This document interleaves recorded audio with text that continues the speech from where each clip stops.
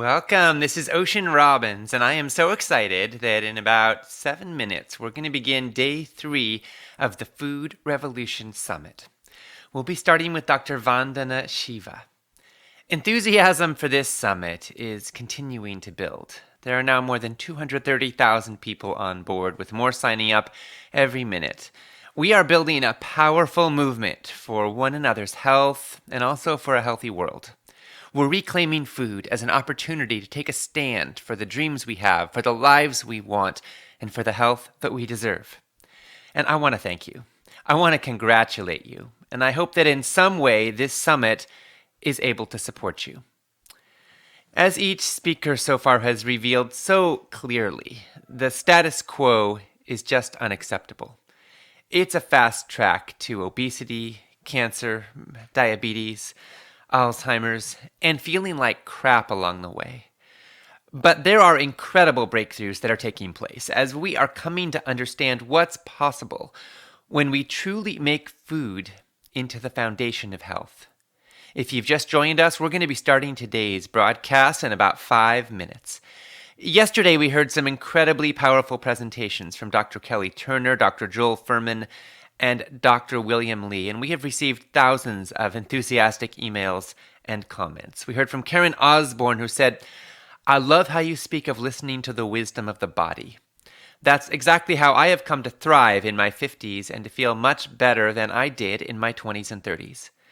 I was turned on to some of the science of nutrition in my 30s after all of the medical professionals were at a loss as to know what was going on with my body. One doctor jokingly asked me if I knew what idiopathic meant. She said it meant that your doctor is an idiot and doesn't know what is wrong with you. After making a few changes in my diet, I have never looked back. I continue reading and learning while listening to the wisdom of my body and have not needed an MD except to get stitches in my lip after a fall playing tennis since the year 2000. Thank you for the work you are doing to make this knowledge more mainstream. I look forward to continuing to learn for the rest of my life." Well, thank you, Karen, for sharing your story, your journey. And I'm just so happy that healthy food has been such a game changer for your life as it is for so many people's lives. We heard from Veronica Carpenter, who said, "I am so glad I heard about this summit. I read Dr. Joel Fuhrman's book, Eat to Live, 4 years ago, and it was life-changing. I lost 73 pounds. Janet Hemming said, "I was diagnosed with breast cancer in November and had surgery and radiation treatments this year. My oncologist wants me to take the next step, oral medications that have debilitating side effects like severe bone loss, destruction of lymphocytes, joint and muscle pain, and weight gain. After listening to Kelly Turner, I feel empowered to take positive steps and make changes in my nutrition and lifestyle to give my body the best chance of healing." As Kelly said, the body has powerful healing mechanisms which can be unlocked with a healthy and plant-based diet. And the removal of substances like sugar, less meat, and packaged snacks. Let the food revolution begin. I'm so thankful for the knowledge you are sharing all over the world. Well, thank you, Janet, so much for being in this journey. Our heart goes out to you. Our prayers go out to you. We truly wish you all the best in your healing journey. And everybody who is listening right now, if you or someone you love is struggling with a life-threatening diagnosis or some chronic pain or suffering, I want you to know that we hold you in that, and we are praying for you in that, and we are hoping that this summit and the learning that you gain from this summit can support you in your healing journey. We really are in this together. And as we go through the day, please feel free again to post in the comments to share where you are in your healing journey, in your food revolution journey, what you're learning, what you're struggling with, and what your dreams are. Because we're in this together. And there's a tremendous power in the convergence that's taking place right now in this Food Revolution Summit. If you've just joined us, we're going to be starting today, day 3 in the Food Revolution Summit, in just a couple of minutes in an interview with Dr. Vandana Shiva. It's going to be an incredible day. I'm so excited about it. We heard from Paul Ruggieri, who said, "Wow, this is my 6th year listening and re-listening to these great interviews. What great work is being done to change communities, reduce obesity, and increase longevity. Every year, even with some of the same experts, I learn something new. Every year, I find myself doing something more to improve my health and stay hospital-free. Ocean and John, you are very admired, and I appreciate the contributions you are making to hundreds of thousands of people and our animal companions on this earth. Well, thank you so much, Paul, for your words and for participating. For 6 years, you've been part of the summit since the very beginning. We love having you with us. This movement is growing year by year, more powerful, and we're gaining traction, and we're helping to change more and more lives, and hopefully in time to shift the status quo itself. You know, as I've read through the thousands of comments that are being posted so far in this summit, I'm so moved. We're building a community right here and right now, and we're supporting each other in taking back our food, our lives, our health, and our world. As we go through the day, I want to invite you to keep on refreshing the comments and posting at the bottom of the page. Share your thoughts, your reactions, your feelings, and especially share any insights that you hear that you want to capture or share with others. If you've just joined us, this is Ocean Robbins. I'm sharing a few welcoming words. We're going to be starting day 3 in the Food Revolution Summit in the next minute. Today's topic is your food safe? Where your food comes from and why it matters. You're going to hear us on the line in a moment with Dr. Vandana Shiva. At the top of the next hour, 9 a.m. Pacific, noon Eastern, 4 p.m. GMT, we'll be on with Nathan Runkle. An hour after that, you'll hear from Saru Jayaraman. As always, each interview is being expertly guided by my dad and colleague, John Robbins. Will last about 45 minutes and will be followed by questions, answers, reflections, and take-it-home insights. All right, we are ready to begin now with Dr. Vandana Shiva.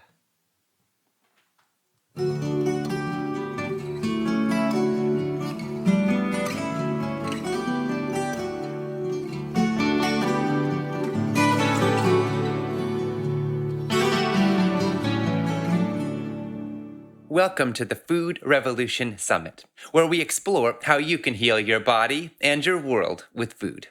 This is Ocean Robbins, and I am joined by my dad and colleague, John Robbins, in welcoming our guest, Dr. Vandana Shiva. Vandana is a world-renowned advocate for environmental sanity and the well-being and liberation of farmers and the rural poor. She's director of the Research Foundation on Science, Technology, and Ecology, and author of many best-selling books, including Stolen Harvest, The Hijacking of the Global Food Supply, and Soil Not Oil. Vandana is founder of Navdanya, or 9 Seeds, which is a movement promoting diversity and use of native seeds, and a recipient of the Right Livelihood Award, often called the Alternative Nobel Prize. Forbes named Vandana one of the 7 most powerful women on the globe. Time selected her as an environmental hero, and Asia Week has called her one of the 5 most powerful communicators in Asia. So now, Vandana, we are so excited for this time with you. And now for the interview, I'm going to hand it over to my dad, John Robbins. Well, thank you, Ocean, and thank you, Vandana, for being with us once again. It's a joy to return to your summit. You know, industrial food production today has become almost totally dependent on chemicals worldwide. And the justification for using them, toxic though they may be, is always about maximizing yield per acre. But focusing exclusively on yield per acre completely ignores the health value of the food that's produced. It ignores the costs of chemical inputs, which trap farmers in debt. And it ignores the impact of these chemicals on the soil organisms that keep soil fertile and the gut bacteria we need to stay healthy. Vandana, you've proposed an entirely different way of thinking, which focuses instead on health per acre or nutrition per acre. So what I want to ask you is this. When agricultural output is measured in terms of health per acre or nutrition per acre instead of yield per acre, do we find that organic farming systems actually have a greater output than industrial monocultures? Well, they absolutely do. Not only are we talking about not counting the high cost, not counting the damage to the soil and our health in the yield per acre measurement, you're not even taking into account the full output of a healthy farming system in terms of the food we eat. When I started to assess the total output of biodiverse systems, we find that the ecological biodiverse systems not only produce more food, they produce more nutritious food. And our figures are showing that if farming was done ecologically, respecting the earth, recognizing the laws that make us healthy, and recognizing the ecological laws that keep the soil renewed and prevent climate damage, we add it all together. The benefit is that we actually can feed 2 times the world's population. There wouldn't be nearly 1 billion people starving, and there wouldn't be the kind of diseases of malnutrition, including nutrient deficiencies we are seeing, and the gut problems we are seeing because of the combination of lack of nutrition through diversity, because those millions and millions and trillions of bacteria need different food. Each of them is designed for a different diet. Each soil organism is designed for a different diet. And I think we have to start putting diversity to the center of our thinking. I've always said the yield per acre mischief of only measuring a commodity that flows into the global trading system while ruining the planet and our health is actually an alternative fact. An alternative fact. It really is. That used to be called a myth or a delusion or a lie, but we now have this new language. We have a new language. Some of it is helpful. All right. There have been 2 very recent UN reports, and I want to describe them both, and then I want to ask you a very serious question. The first one, UN food and pollution experts told the Security Council that the idea that pesticides are essential to feed the world, essential to feed a fast-growing global population, is a myth. And their report also accused the global corporations that manufacture pesticides of systematically denying the harms caused by their chemicals and of aggressive, unethical marketing tactics.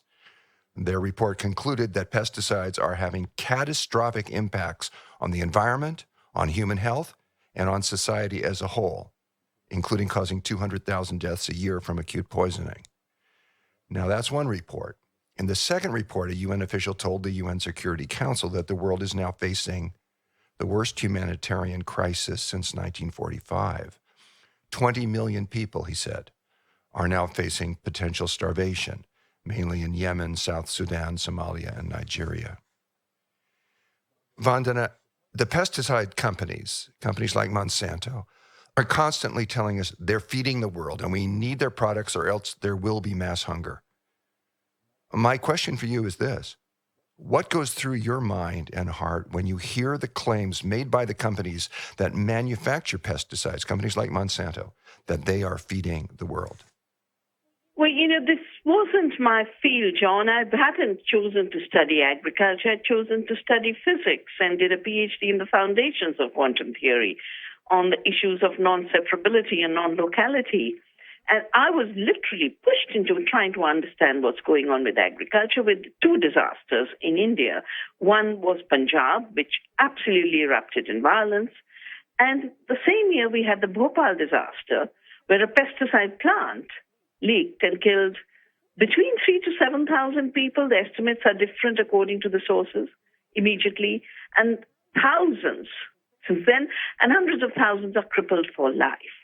Now, not only do I totally support the Special Rapporteur's report on the harm of pesticides, I'm so glad she took this issue up because it has been ignored for a very, very long time. But the 2 reports are connected because my work on Punjab, on the Green Revolution, showed me that a chemical agriculture dependent on chemical fertilizers and pesticides, which came out of the war, is the same agriculture that desertifies soils, is the same agriculture that depletes water. Look at Lake Chad, look at the soil water holding capacity. That's what desertification is about.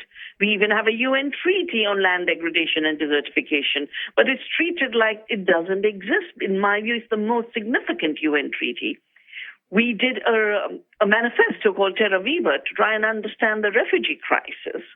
And if you look at the hordes of refugees, all the problems begin with a chemical industrial monoculture farming model that for a while gets huge commodities flowing into the market, devastates local ecosystems, uproots communities, creates conflicts.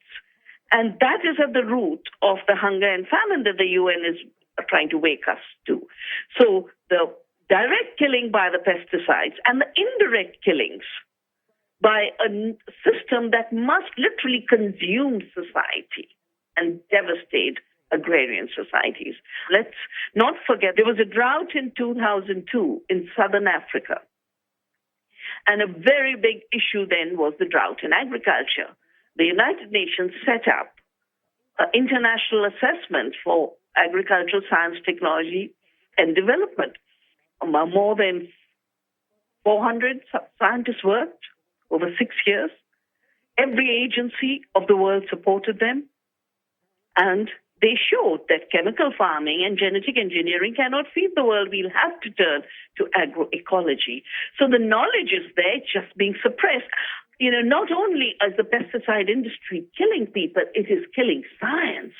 It just does not allow the truth of the harm to come out. Look at the way Monsanto has handled the Roundup and glyphosate question.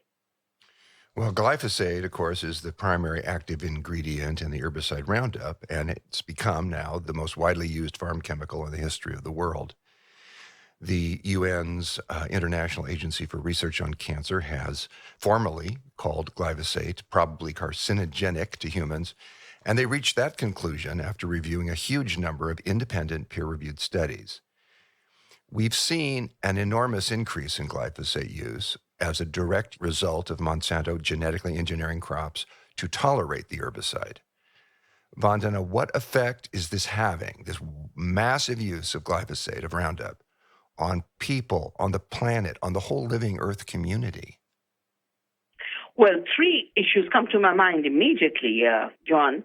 The first is that no matter how much Monsanto denies the harm of glyphosate, the harm is taking place, which is why Sri Lanka, after the government research agencies found that there was an epidemic of kidney failure in areas where Roundup was being used as a weedicide, they called for a ban.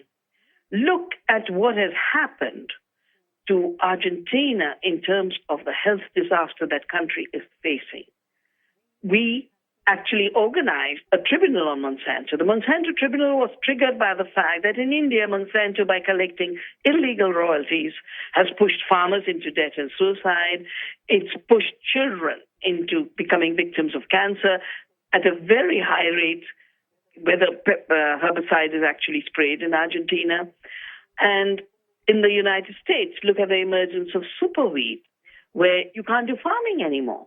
And what is the solution of this mind, which I've called, as you know, not just the monoculture of the mind, I think we have to call it the militarized mind. The solution to the creation of superweeds like the Palmer amaranth that has now become resistant to Roundup is let's exterminate the amaranth through the new gene drive technologies. And so I wrote a piece on this. And the footnote is, yes, there'll be a little impact on food security. The Indians eat amaranth.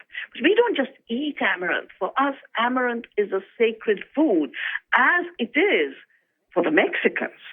I would add that the fact that Monsanto has this lethal chemical that every responsible agency is saying should be banned is spreading it not just through the genetically engineered crops that are tolerant to Roundup.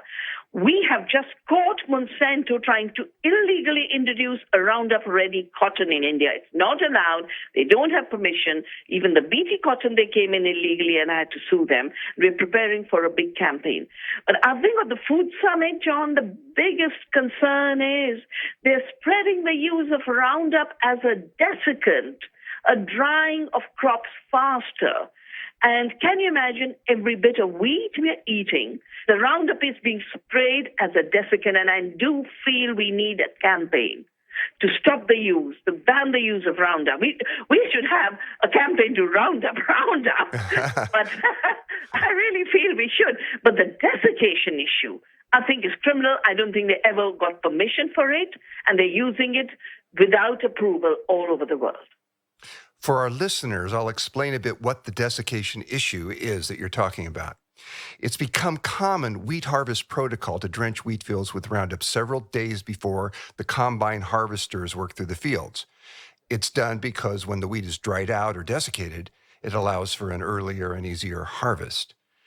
Many wheat farmers now are desiccating non-organic wheat crops with Roundup just before harvest. And as a result, much of the non-organic wheat is now contaminated with Roundup's active ingredient glyphosate, a chemical known to cause cancer in humans, which is another reason, if you're going to eat wheat, to be sure that it is organically grown.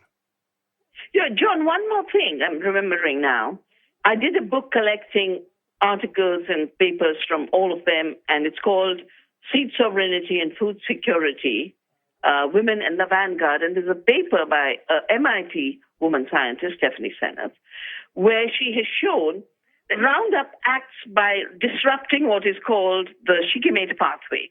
And the way Monsanto got away saying it's safe is they said humans don't have this pathway. Humans have the pathway, just that human cells don't. But human cells are a tiny percentage of our body. The big percentage is bacteria. The bacteria have the shikimate pathway. So when we are eating that sprayed wheat, not only are we getting allergies, our basic gut biome is getting damaged, and we need that gut bacteria, not just for healthy functioning of the body, but of the brain. The neurotransmitters are produced by the amino acids that these bacteria are producing. So the rise in autism, the rise in neurological disorders, I mean, we are really talking of humanity being attacked in ways that is not being allowed to know, because these are criminal corporations that suppress science, manipulate the media, and hijack our governments. They do, and the same chemicals that damage soil fertility by killing off the soil microorganisms that are necessary for soil to be fertile are damaging the microbiome in our intestines, within our bodies, that we depend on to be creative, healthy, functional people. It's a staggering thing that the same chemicals that are damaging the soil and therefore impairing and compromising and jeopardizing food security for everyone are also causing so much problems to our personal health, to the bodies, and our ability to even think clearly. Absolutely. You know, I'm thinking of another report on GMOs. You wrote the introduction to it. It's based on field research around the world, and it's titled "The GMO Emperor Has No Clothes." Right. Yeah, and for those of our listeners who might not be familiar with the phrase "the emperor has no clothes," let me explain for a moment. It comes from a story by Hans Christian Andersen. It's about an emperor who hires two tailors who promise to make him a set of remarkable new clothes that will be invisible to anyone who is either incompetent or stupid. When the emperor goes to see his new clothes, he sees nothing at all, because the tailors actually are swindlers and they haven't actually made him any clothes. But the emperor is afraid of being judged incompetent or stupid, so he pretends to be delighted with the new clothes. And he then wears them in a grand parade through the town. He's actually parading around naked. But the townspeople, themselves afraid of being judged as incompetent or stupid, pretend to see them. And they all say, "Oh, what beautiful clothes the emperor is wearing," until a child yells out, "He hasn't got any clothes on." And after that, the emperor arrogantly continues parading around naked as though there was no problem. Now, today, people who point out the emptiness of the pretensions of powerful people and institutions are often compared to the child in Hans Christian Andersen's fable, the child who said, "The emperor has no clothes." Now, Vandana, in what way is Hans Christian Andersen's fable an apt parody for what is happening today with genetically modified organisms in food and agriculture? Well, I think the first way in which it's so relevant is because the child could speak the truth in his innocence, he hadn't been brainwashed into thinking that he had to lie. He had to engage in alternative fact-making in order to be respected in society. And that purity, innocence, and truth that came from the mouth of that child has to come from each one of us, to not be drowned out by the overwhelming propaganda machine, which is sadly what science in corporate hands has become, but even more seriously, what representative electoral democracy in the hands of big money has become. It is nothing but a giant propaganda machine. And this is the time we need our innocence, our purity of a direct relationship with lived experience to see for ourselves what's going on. If the emperor is naked, let's have the power to say the emperor has no clothes. Yes, and with genetically engineered food in particular, there are so many myths that are propagated by what you're calling the giant propaganda machine that people then take on as truth. They believe them. They think that these are established scientific fact. They think, in fact, and Monsanto will say often again, that there is a scientific consensus about these things when there is, in fact, no such consensus. What are some of the myths about genetically engineered foods that are being propagated by the propaganda machine that we need to be able to see for what they really are? Well, the first myth, of course, is that without GMOs, we won't feed the world, just like they said, without pesticides, we won't feed the world. And pesticides don't increase any production. They just increase the toxic load. GMOs, as a technology, cannot increase production because the production comes from the original plant into which a genetically engineered trait is introduced through only two methods so far, the gene gun and the agrobacterium. So the technology doesn't allow for yield increase, and yet this becomes their mantra of saying without GMOs, the world will starve. The second big myth was that they would reduce chemicals. They said GMOs will be an alternative to chemical use. Instead, we've seen not only chemicals increasing because plants have been made resistant to Roundup, so Monsanto sells the Roundup and the patented seed, but even in countries like India, where they brought in BT cotton in the name of controlling pests and reducing pesticide use has increased, and the farmer's debt is connected to Monsanto collecting illegal royalties, leaving our farmers so deeply trapped in debt that the epidemic of farmer suicide started, not only for the seeds, but also for the pesticides they're having to use. And the pesticides aren't working. In fact, the genetic engineering technologies create pests. The whitefly epidemic is a creation of BT cotton. It didn't exist in cotton before that. Because the plant is made vulnerable, the plant is not able to do its normal work of resisting pests. Plants are intelligent beings. They release chemicals when a pest attacks them. They know how to defend themselves.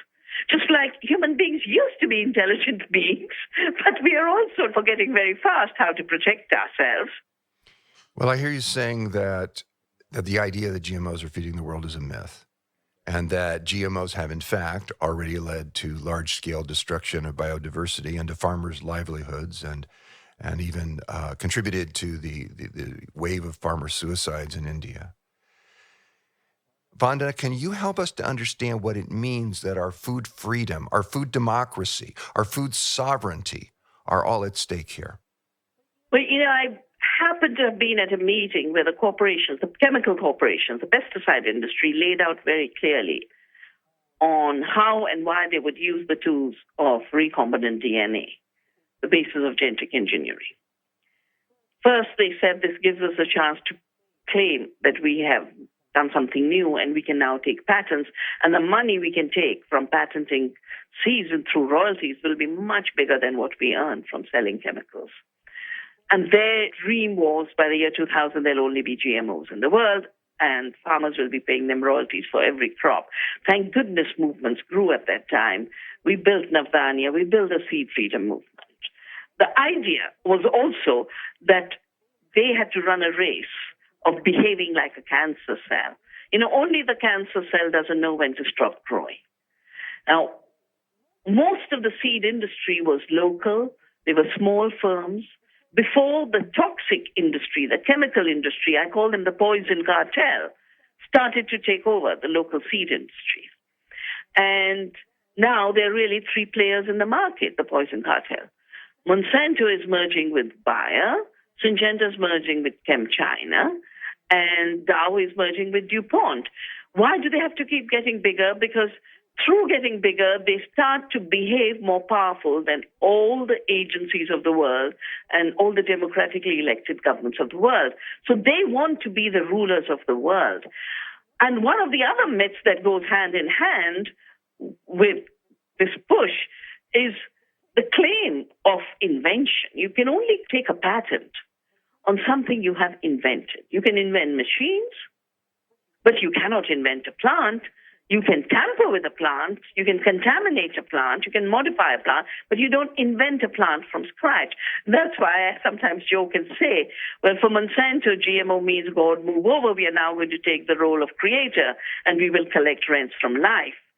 And it's not an accident that Monsanto really drove the intellectual property clauses in the World Trade Organization, the very idea of patents on seed, an attempt to introduce it at the global level. Because I happen to have been involved at that early time, I could work with my government, I could work with our parliament, and India's laws do not allow plants and animals to be patented. Seeds are not patentable. So now what has been sent to do? It starts to attack our laws, it starts to attack the laws in Argentina, Brazil, Mexico, wherever we say life forms are not inventions. And in the cases in India as well as in Argentina, the argument is BT cotton is not a cotton seed. And they want to create a rhetoric of a technology product, even though the farmers buy it as a seed and plant it as a seed. In Argentina, they're saying Roundup Ready soya is not a soya. So you cannot regulate us. Every acre planted brings royalties to these corporations. That's the only reason we see the spread of soya and corn and cotton and canola, because these are the four crops in which they could do genetic engineering. That royalty collection is what's driving them, but that royalty collection is what's also making them destroy our food freedom in three ways. The first is that when large acreages, 95% of the corn and soy of the U.S. is now GMO. So if you eat products harvested from the crop of this country, that's what you're eating. Your choice is taken away. Second, when states like California, Colorado, Washington, Oregon try to get labeling done, that is destroyed through the paying for advertisement. But even a state like Vermont, which actually passes a law on labeling, it is overruled by the Dark Act passed by Congress. And the same people who are running the government now in this country are the ones who worked on undermining the right to know of the American citizens. The Dark Act is a way of describing the act that takes away the labeling. It's called the denial to Americans of the right to know, a word given by activists. But there's a third way in which our choice is taken away. When these monocultures are pushed, the biodiversity disappears. And the possibility to have healthy food, the diverse food that the soil needs, that our gut needs, starts to disappear. That's why seed freedom and food freedom go hand in hand, and both of them go hand in hand with fighting these toxic corporate giants. And I want to inform you, we will be taking out a pilgrimage timed with 100 years of when Gandhi joined the movement to say no to the compulsory planting of indigo in India for the mills of England. Farmers were dying of hunger. They weren't allowed to grow their own food. Gandhi came in and did his first Indian civil disobedience. He'd done many in South Africa before that. And so 100 years later, we're celebrating 30 years of our saying no to Monsanto's myths, to their GMOs, to their patents, and saying we will continue to grow our biodiverse seeds, we will continue to grow our food without your poisons, we will create larger and larger food freedom zones where we can eat food grown in healthy ways. And that means we have to start reinventing our food economy. And it'll only come from citizens and only come through solidarity.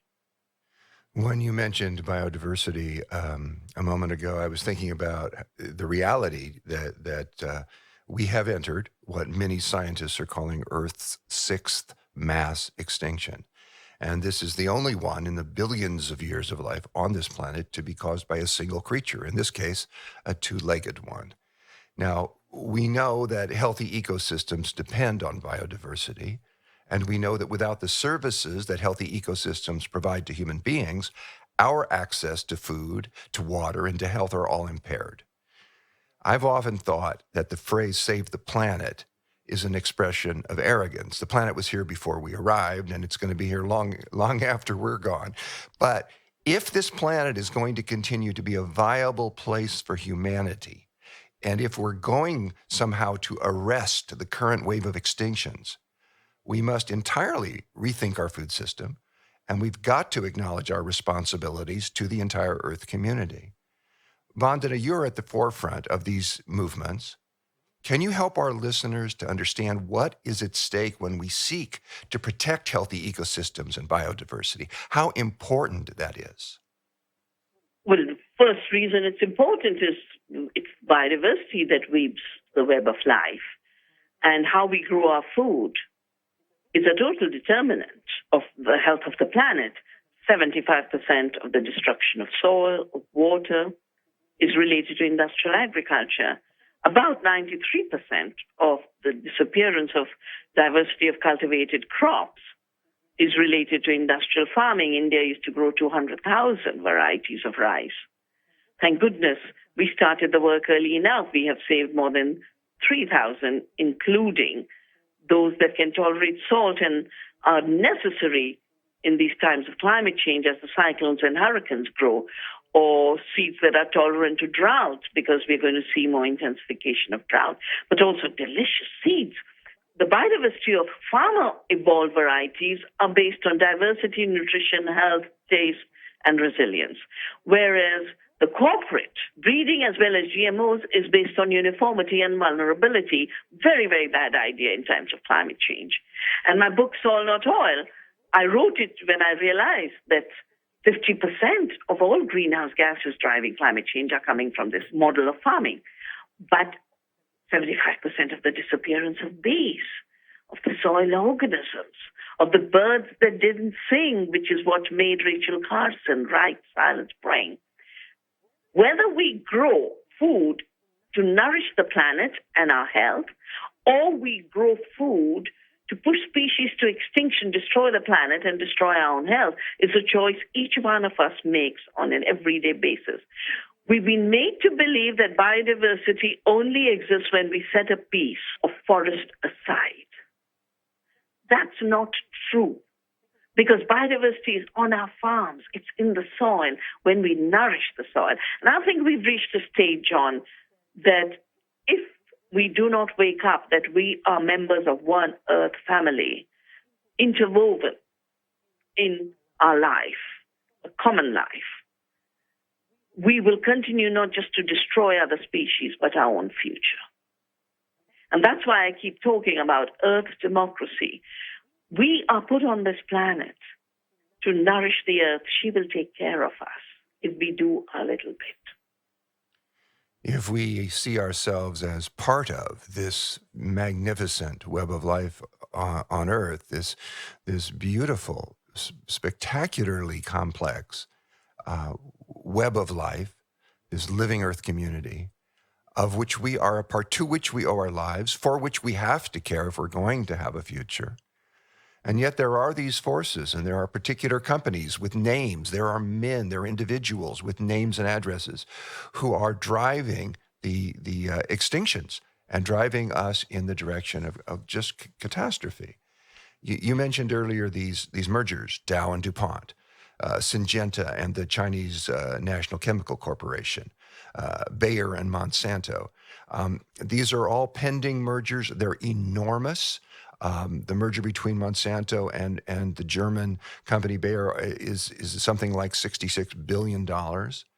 If it's approved, and the Trump administration clearly favors it, the resulting company would own about 30% of the global seed market, 25% of the global pesticide market. And in addition to market control, this merger is aimed at something else too, I think. It's aimed at steadying the image of Monsanto, which is reeling. The company has become mired in turmoil from a long list of objectionable activities, toxic pesticides, and its increasingly unpopular GMO foods. But Vandana, I find it very strange to see Bayer being portrayed as the one riding to the rescue of Monsanto's poor public image, given Bayer's own terrible past, which includes Nazi sympathizing and marketing heroin-laced cough syrup to children. Absolutely. In fact, I've just done a new book. I finished the new book. It's to be published still. And I'm calling it The Resurgence of the Real. Because I think what's happened is we've created fictions that have become instruments of control by real people, of course. But corporations, a corporation is a fiction. We give it power. And now they want to claim personhood. But the most important issue is there's a handful of people owning all of these corporations now.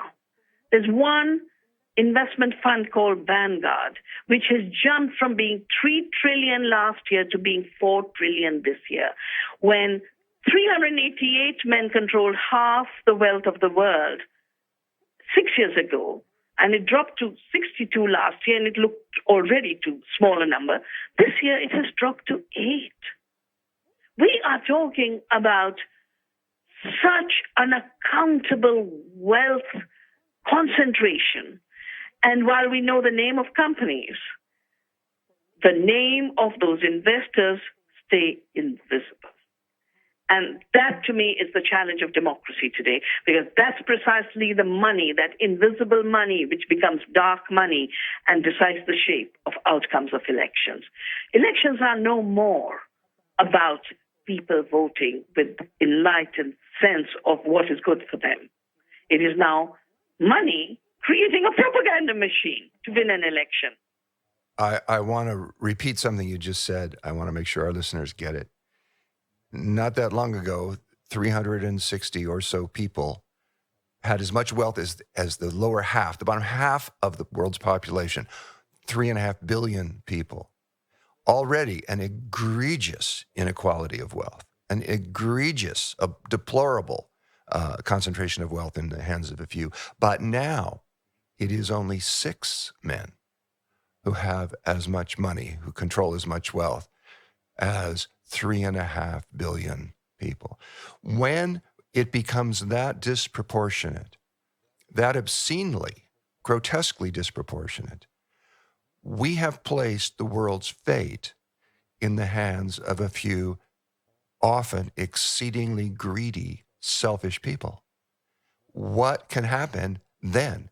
It seems like we have established a script that will play out at tremendous misfortune to all of humanity. And we have to avoid it, and each of us can. We can begin with our food. And eating organic food. Eating organic, knowing the farmer who grows it. In fact, helping farming communities grow. Because we'll have to create new farmers too. The last generation of farmers is being wiped out through debt, through mortgages. We need to now see food as our commons. We need to see food communities as the place where we grow democracy. You know, one thing that I find hopeful, the UN Food and Agriculture Organization says that planting more lentils and chickpeas and other beans and legumes will improve the health of the world's soils. And this is obviously a critical thing to do because the state of the world's soils has become a serious problem, threatening to worsen hunger and poverty levels. The FAO, the Food and Agriculture Organization of the UN, said recently that about a third of the world's soils are degraded because of soil erosion and contamination and other issues. Now, planting legumes can really help because lentils and beans and other legumes transfer nitrogen from the atmosphere into the soil. They also can be grown practically anywhere. They're not fastidious plants to grow. And to me, it's really beautiful. We have nutritionists telling us that legumes are excellent sources of protein and of fiber and of many essential minerals and phytochemicals.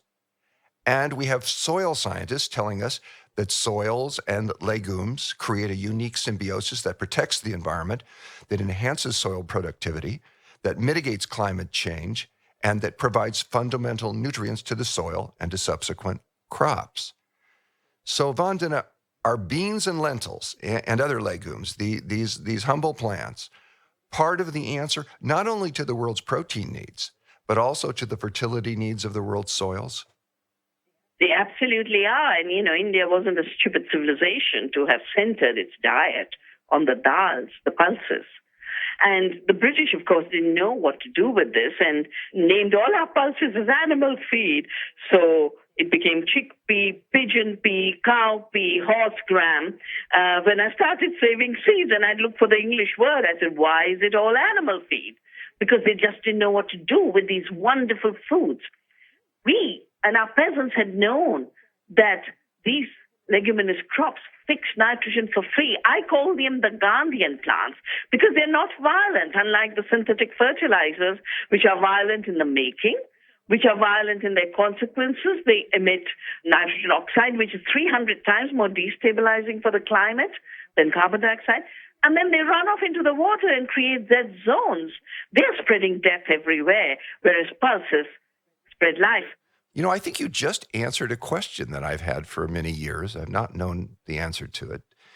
I've always wondered, why are garbanzo beans also called chickpeas?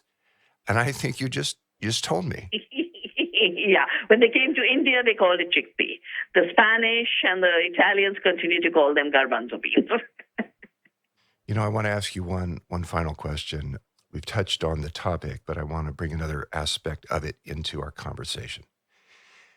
The right to adequate food is part of the 1948 Universal Declaration of Human Rights and the International Covenant on Economic, Cultural, and Social Rights.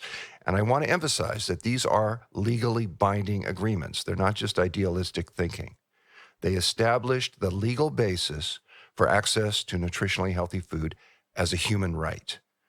Now, in countries that have ratified these agreements, and most countries have, lawsuits can be brought to defend the right to adequate food. Cases affirming the right to food have been successful in Nepal, India, Brazil, El Salvador, South Africa, Germany, many countries. But the United States has not ratified these agreements. And as a result, in the United States, citizens cannot go to court over these rights. And this is an important distinction. We do have programs in the U.S. to help feed people. We have the Supplemental Nutrition Assistance Program that used to be called food stamps. These programs are very important, but they're far more vulnerable, and access to them is far more difficult than they would be if they were supported with a legal underpinning that access to food is a human right. In Brazil, the right to food is now part of the national constitution. In Nepal, the right to food has recently been incorporated into its new constitution. Vandana, do you see the idea that food is a basic human right spreading globally? Well, as you mentioned, it was recognized when the UN Declaration of Human Rights was written. And India has a Food Security Act, which obliges the government to let no one go hungry, to be responsible. But the problem is we are living through a period where all the rights built into our constitutions and the international legally binding system of the United Nations are being dismantled through this crazy free trade system. The global agribusiness, using the U.S. government, has sued India in the WTO for its Food Security Act and the government procurement that must be done to store enough food to get to the people. So we are seeing these two ideologies totally clashing with each other. One ideology sees food as a commodity, pump it with toxics, that doesn't matter, let people die, that doesn't matter, maximize profits, that's all that matters. On the other hand, you've got the recognition that food is a right, not just for human beings. In my view, every species has to eat and must have their right to food and right to safe food. That's why we cannot kill the bees with the use of neonicotinoids in agriculture. The right to food of all species, the right to food of humans as a human right, is something we must continue to struggle for, because these dark times will pass not automatically if we just stand as bystanders doing nothing, but every ugly period of history, when responded to through our deepest humanity as citizens of One Earth family, we do create a better world. We have, and may we continue to. Vandana, you remind me of the innocent child who pointed out the truth that the fearful adults were pretending not to see. I want to stay that innocent child forever, even when I'm 80 years old. Even when you're 80 years old, with all the sophisticated knowledge that you have, you're pointing out that the fable that GMOs are feeding the world has led to large-scale destruction of biodiversity, to farmers' livelihoods, to the health of humanity and of other species. And what's more, it's a fable that's threatening the very basis of our freedom to know what we eat and to choose what we eat. You're showing us how much is at stake today and how much depends on the food choices we make and the food agricultural systems that we support. You're showing us that our biodiversity and our seed freedom are in peril, and that we cannot take for granted our food freedom, our food democracy, or our food sovereignty. You are inspiring us, you are activating us, you are mobilizing us, and you're loving us. And I love you for it, Vandana. I love you too, John. It's always a privilege to talk with you. And on behalf of Ocean and myself and everyone involved in the Food Revolution Network, I want to thank you for your wisdom, your passion, your knowledge, your innocence, and your love, and for being with us today. Thank you. We've been talking with Dr. Vandana Shiva, founder of Navdanya, which can be found at navdanya.org, and one of the world's leading voices for social justice and environmental sanity in our food systems. And one of my favorite people on the planet. Vandana, you are a courageous voice in challenging the militarization and corporate takeover of the world's food supplies. And you're also a powerful advocate for healthy, life-affirming, biodiverse communities and ecosystems. Your work is an inspiration to millions, and we thank you for it. It's been a great honor to share this time with you and to share your message with our listeners. Bye, John and Ocean. Bye-bye, Vandana. Bye. Thank you so much.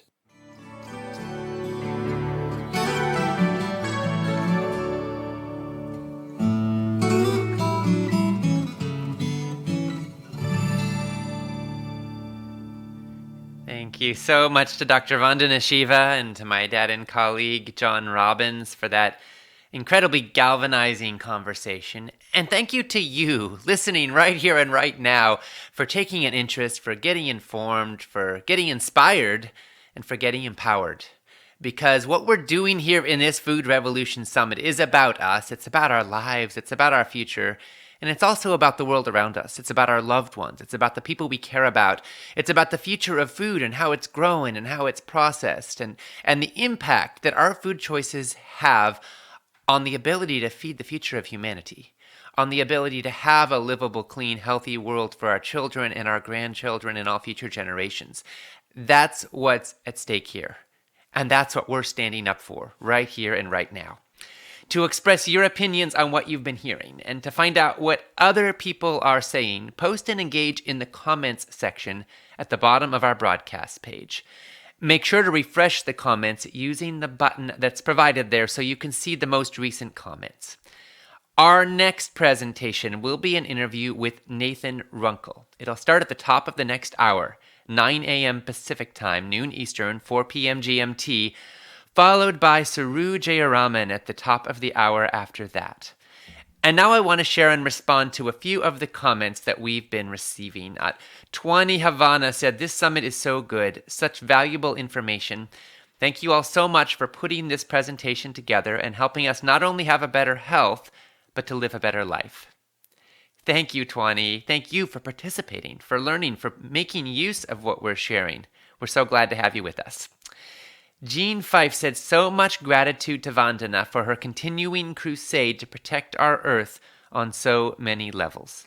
I love her constant truth and humor. I do too, Jean. And that was a fun one. And thank you again for being here also. We heard from Fatuma BFI, who said, enjoyed listening to Vandana Shiva. Plus, I know the story of the emperor has no clothes. I do agree. We have to be like the child and speak the truth about what is going on with our food. But not everyone is interested in hearing the truth. This happens even within family circles. Sometimes I wonder, what is the solution? Well, Fatuma, I think we all wonder that sometimes, don't we? We all know that we live in a context where something has become normalized that is kind of insane. I mean, it's considered normal today to produce our food with poisons, to use, to contaminate our food supply with GMOs and hormones and pesticides and antibiotics and sugars and food-like product chemicals and toxins of all kinds. We're literally feeding ourselves with foods that have been sprayed with poisons. We're raising animals in these factory farms where their basic biological instincts are completely frustrated. We're torturing them, essentially, and then we're eating their flesh. We're cutting down our forests so we can create grazing land for cattle, and so we can create cropland on which we can grow GMO crops that we're cycling through livestock and wasting most of it in the process.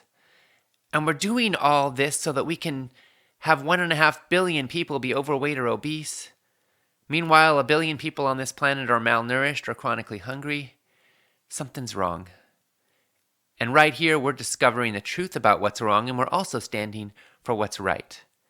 So yes, when you look at it honestly, when you look at it with a fresh perspective that doesn't normalize insanity, you realize this emperor has no clothes.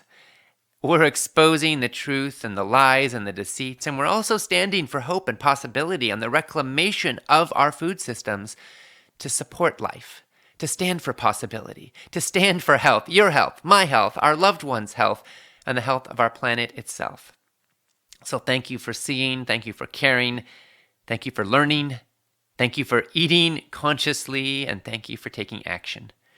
We heard from Helena Barham, who said, my 3rd year of participating. I look forward to the summit and feel a wave of joy and lightness listening to all this positivity. Thank you for enlightening me year after year. Helena, thank you for joining us in this. I'm so glad. Sometimes it can be sobering to face the immensity of what we're up against. Sometimes it can even feel overwhelming. But our hope is to also bring levity and lightness and joy, because ultimately, I don't think this revolution is going to get very far if it's about misery and apathy and cynicism and despair and depression, right? We want to be lit up. We want to be contagious with possibility. We're standing to expose the horrors of what's happening, yes, but also to stand for the possibility of what can be. We can create so much health and vitality and positivity, and that's what brings us together, all of us right here and right now, for this food revolution, and that's, I think, what will make this revolution spread all over the planet. We heard from Jacqueline Mincy, who said, how enlightening and honest. Thank you, John and Vandana. This is so important for all of us living on our planet. We all need to awaken to the truth. We are tired of being lied to on a constant basis, and it is so pathetic and dishonoring to our beings.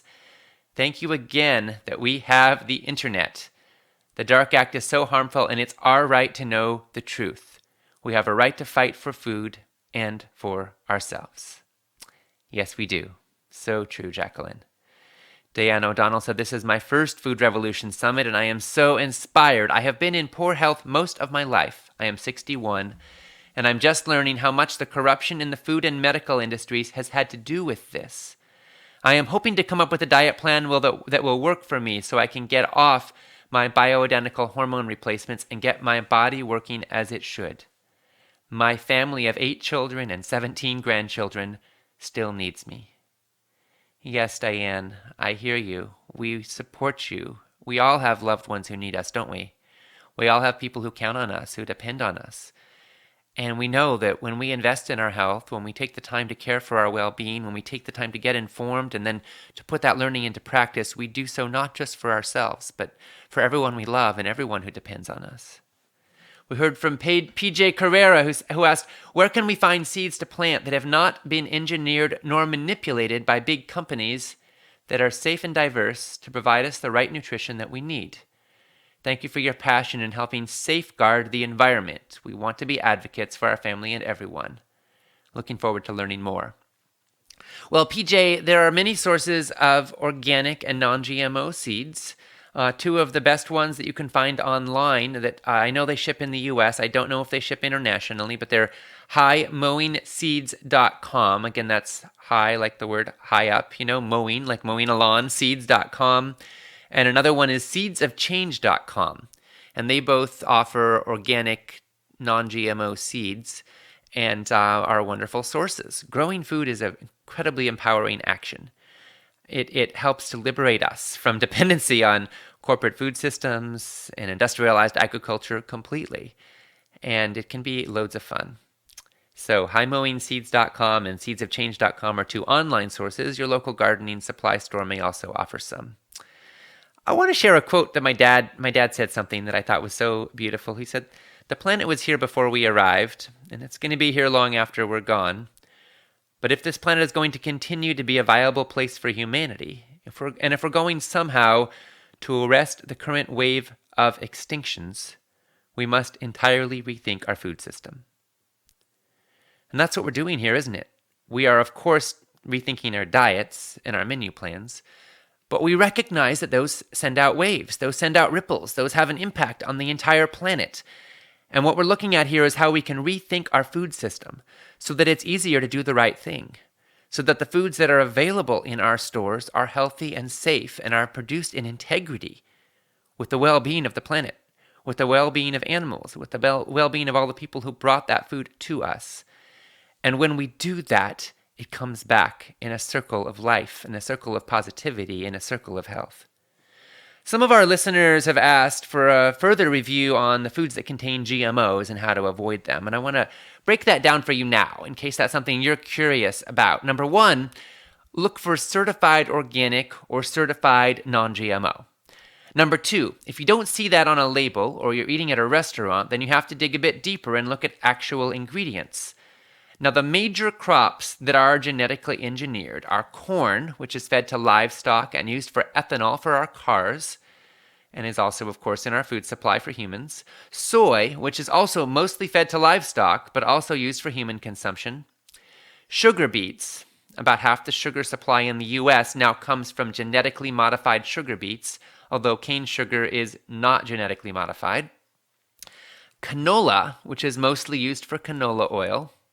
And then we've got the sunrise papaya from Hawaii. About half the papayas grown in Hawaii are genetically modified. And also alfalfa, most of which is fed to livestock. And then cotton, which is used for clothing, although cottonseed oil is also making its way into our food supply. So essentially, your food-related exposure to GMOs is going to come from corn, soy, canola, non-specific vegetable oil, and sugar beets, as well as from any animal products you might consume if the animals were not pasture-raised or fed organic feed. But do keep in mind that corn and soy in particular are used as the raw ingredients for all sorts of food additives, including amino acids, aspartame, ascorbic acid, sodium ascorbate, vitamin C, citric acid, sodium citrate, natural flavorings, artificial flavorings, high fructose corn syrup, hydrolyzed vegetable protein, lactic acid, maltodextrin, monosodium glutamate, sucralose, textured vegetable protein or TVP, xanthan gum, and even many vitamins. So do look for certified non-GMO and avoid processed foods that have those kinds of chemicals in them if you want to be GMO free. And again, my best advice, just to keep it simple, is number one, go organic. Number two, if that isn't available or affordable and you want to avoid GMOs, go certified non-GMO.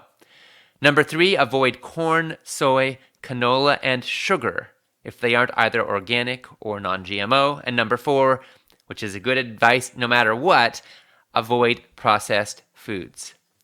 And there's some good news here. The number of Americans who say they are avoiding GMOs has gone from 15% in 2007 to over 40% this year. Now, the reality is a lot of those people aren't adequately informed about the topic and don't really know what GMOs are or what foods contain them. But the reality also is that we do see a growing trend of more and more people caring about this issue. And if we get GMO labeling at some point in the future, then consumers are finally going to have more transparency and the ability to make more informed choices. We heard from Diane Schwartz, who said, "I rescheduled my life so I don't miss any of these interviews." Well, Diane, that's wonderful. We're so grateful and excited for your dedication, and we want to make it even easier for you, not just to catch all these interviews, but to enjoy them for life. So you are this segment's Empowerment Package recipient. We are going to gift you with an Empowerment Package, so you'll have the MP3s and the transcripts and the bonuses for the rest of your life. Our team will follow up with you. Congratulations. And congratulations to all the recent new Empowerment Package owners, including Kathleen from Canada, Joni from California, Yvonne from Wyoming, Antonio from Australia, Noreen from Canada, Larry from Washington, Corinne from Missouri, Tanya from Canada, Maria from Washington, and everybody else who's stepping up and getting informed and owning it all for life. When you get the Empowerment Package, you're investing in our work. You're helping us to offer this summit completely for free and to carry the food revolution forward. And you're also investing in your health, in your ability to be a beacon of health in your family and community, and to keep standing up for the well-being of your loved ones, your health, and your planet. So thank you for taking that stand. In a few moments, we're going to be on the line with Mercy for Animals founder Nathan Runkle. Did you know that big agribusiness has been pushing for so-called ag-gag laws that literally make it illegal to take pictures of factory farms? Now, they say it's about, farms in general, but of course you know and I know perfectly well they're not afraid of you or me going and taking a picture of a broccoli farm. They want to keep us from knowing what's going on in industrialized animal agriculture. Do you ever wonder what it is they don't want you to know? Well, you're about to get some answers and some insights and the knowledge that you need to stand up for safe, compassionate food for everyone. I'm so excited about this next segment with Nathan Runkle, which is ready to start now. Here we go.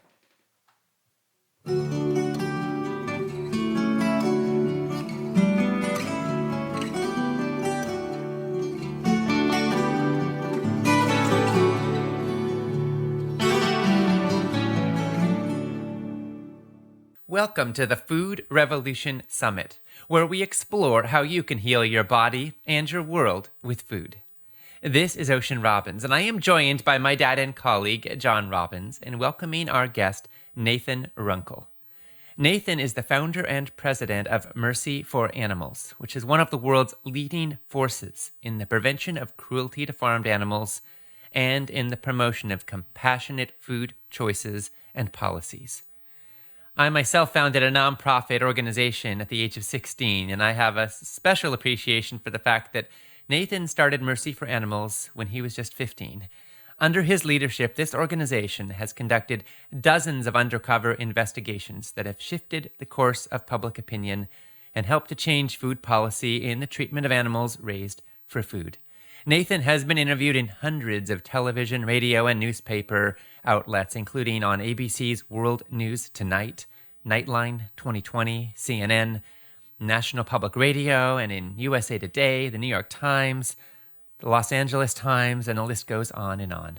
So now, Nathan, my dad and I are so grateful to you for your bold leadership for a more compassionate world, and we're excited to have this time with you. And now, for this interview, I'm going to hand it over to my dad, John Robbins. Well, thank you, Ocean, and thank you, Nathan, for being with us once again. Yeah, my pleasure. Thanks for having me. I've been researching and writing about what goes on in factory farms and feedlots in the production of modern meat for more than 30 years. And the more I've learned, the more I have felt that the animals that we exploit for meat, dairy, and eggs are among the most abused, exploited, and ignored of all animals. Nathan, what is it that the meat industry wants to keep hidden that the public needs to know? Yeah, well, I couldn't agree with you more. I think that farmed animals are definitely the most ignored, and their suffering is really kept out of sight and out of mind for most Americans, and that is intentional.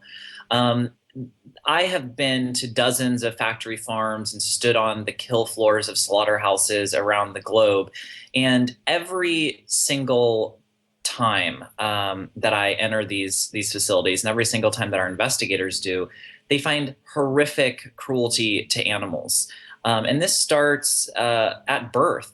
These animals are oftentimes separated from their families. They are mutilated without painkillers.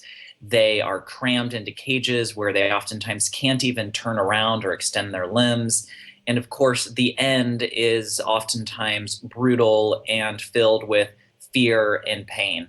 So the meat industry is really working overtime to keep this abuse hidden from the public, who is by and large opposed to cruelty to animals. And what we see is a situation where current factory farm systems and practices have really deviated from what the majority of consumers find acceptable. And instead of bringing those practices to be more in line with consumer attitudes and expectations, the industry is seeking to stifle discussion and keep these practices hidden. Well, I think that everyone who values compassion and truth owes a debt of gratitude to the teams of Mercy for Animals undercover investigators. And what strikes me is the hardship, the risks that these folks endure. They're wired with hidden cameras. They're doing this in order to pull back the curtains and expose what's really taking place. It can't be pleasant. It's got to be very traumatic work. To me, they are unsung heroes. Nathan, what can you tell us about how these investigations are carried out? Yeah, absolutely. I agree with you. I believe that undercover investigators are the unsung heroes of the animal protection movement. If you look at the progress that is being made on this issue, whether it is pushing corporations to change their policies or laws being passed that provide greater protection for animals, or just the sea change in public attitudes, we can trace most of that back to an undercover investigator who, as you said, helped pull back the curtain, lift the veil of how the over 9 billion farmed animals in the United States are raised and killed every year. So your question is, how are these investigations carried out? Who are these investigators? How do they do it? These investigators are people who care deeply about animals. Many of them have been advocates in other areas before starting this work. They've been vegan for many years, but they decided to step outside of their comfort zone and their safety zone to roll up their sleeves and do the back-breaking and stomach-churning work of being an investigator. So these individuals, they go through rigorous training that we provide them. And as you said, they then will leave their friends, leave the comforts of their communities, and work for sometimes months on end inside of factory farms or slaughterhouses or hatcheries, feedlots, to document what takes place when the meat industry doesn't think that it's being watched. So these individuals are subjected to watching really the worst types of cruelty that you can imagine. They're exposed to the darkest side of humanity. And as you would expect, it does have an emotional impact. They oftentimes will suffer from PTSD type symptoms. This is something that is common, not only for undercover investigators, but for other individuals, many of whom take jobs at slaughterhouses out of desperation. We see a very high rate of what's called perpetration-induced post-traumatic stress disorder from individuals working inside of these facilities, which leads to everything from alcoholism and drug abuse to increased domestic violence. So this is something that's not only isolated to investigators with animal organizations, but is really systemic throughout the factory farm workforce, people who, again, take these jobs out of desperation but are then exposed to just sheer brutality and horrors. Whenever undercover video reveals workers engaging in malicious abuse of animals, the industry always says, oh, it's just a few bad apples. They try to point the finger at the individual. But it seems to me that there is something about factory farms that make them a breeding ground for dehumanization. That's absolutely right. A large portion of the workforce on factory farms and in slaughterhouses are undocumented immigrants. They take these jobs out of desperation. They do the dirty work that few other people would do. And they are oftentimes victims themselves. They're victims of harsh working conditions. For example, in slaughterhouses, we see sky high injury rates, carpal tunnel, in many operations, a turnover rate of nearly 100% every year. These are individuals that go in simply trying to make ends meet. And what they come out as is really underserved, underrepresented, exploited individuals who have been desensitized to horrible abuse. What we see is that many of these workers will go in and they'll simply try to do their job, but over time, they stop viewing these animals as individuals with needs and the ability to suffer, and they start to view them as production units, as commodities, as an obstacle to overcome just to get their work completed for the day. And when that becomes the norm, when someone's job is to slit the throat of thousands of animals a day, or to cut the beaks off of thousands of chickens, or cut the tails off of thousands of piglets, they really do become desensitized to the needs of these animals. And that can then lead to really malicious and sadistic abuse over the long haul. I have really come to view the workers in these operations as victims themselves. And I think that as a society, if we want to consider ourselves compassionate or evolved or ethical, we have to ask ourselves, not only from a standpoint of how animals are treated, but also how humans are treated inside of these facilities.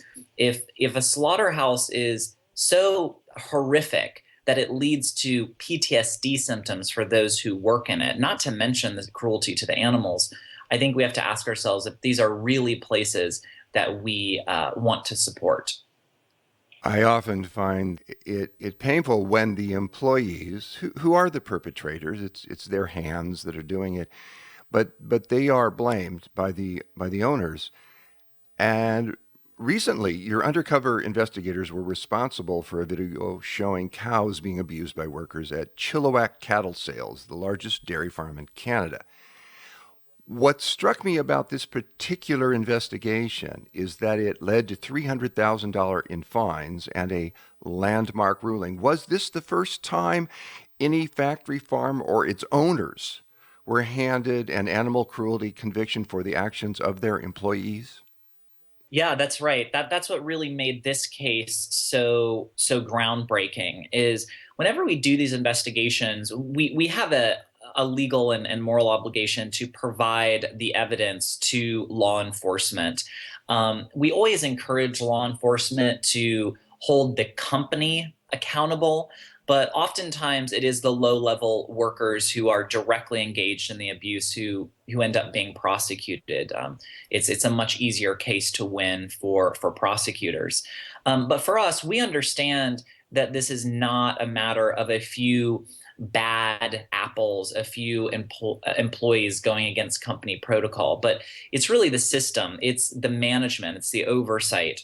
And because of that, we do think it's just paramount that the corporations themselves, the owners themselves, be held accountable for this abuse, which oftentimes stems from lack of training, workers who are tasked with moving a great number of animals in a short amount of time, or animals that slip and fall because of faulty flooring or equipment.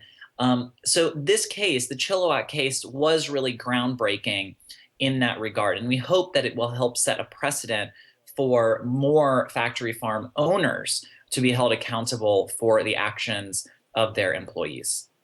I keep thinking how without undercover investigations, a lot of sadistic and criminal acts of animal cruelty on factory farms would go undetected. They would go unaddressed. They would go unpunished. And there would be major threats to public health and the environment as well that would go unacknowledged. And it seems to me that these investigations are successes, they're triumphs, not just for Mercy for Animals and not even just for the animals involved, but for every single person who wants to be aware of the implications of their food choices. And I think also they're successes for every single one of us who wants a world with more kindness and less cruelty.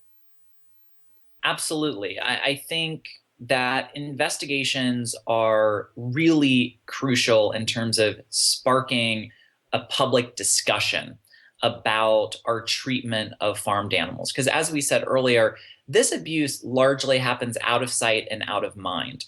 Most consumers don't want to support animals being treated in horrible ways, but they have very little knowledge or visibility into these facilities.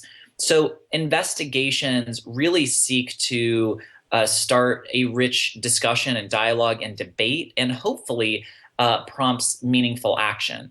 I think for us to have really a fully functioning democracy, we must have an accurate flow of information. And the factory farm interests put forward so much misinformation and quite frankly, outright misrepresentations of how animals are treated. We're all familiar with the happy cow commercials that say that California milk comes from happy cows and features images of cows out in open pastures. And when children grow up, they go to McDonald's and they're told that hamburgers come from hamburger patches. I mean, the lies just go on with how the industry wants people to believe that farmed animals are treated. But as we know, the reality is far different. And when we have visibility and we can actually start to have a rigorous debate about if these conditions are appropriate, we can start to really see the needle moved away from this cruelty and towards more compassion. Yes, to me, this work is about living in alignment with your values and making your life a statement of what lives in your heart. Now, different people will make different choices, but one thing's for sure, none of us can make informed choices that are in accord with our hearts unless we know what's actually taking place. And that's why I think that you, Nathan, and the courageous people you're working with are doing us all a service by lifting the veil and showing us what in fact is going on. To me, this work is not just about being against cruelty, it's about taking a stand for caring and respect for life. Yeah, and I think that is exactly the point. You know, we're not here to just be against cruelty. We're here to be for compassion and for love and empathy and inclusion. And while the investigations that we do focus on exposing this abuse, and we have campaigns to address, the worst abuses faced by farm animals, at our core, Mercy for Animals is really an organization that is based on being for compassion, for extending our circle of compassion beyond our friends and family and neighbors, and even beyond that of other humans, to include animals who oftentimes look very different from us, who communicate with each other in very different ways, who live very different lives, but in the ways that matter are similar to us. They crave companionship and love and freedom. They fear cruelty. They seek to avoid oppression and confinement. And in that way, we are all united.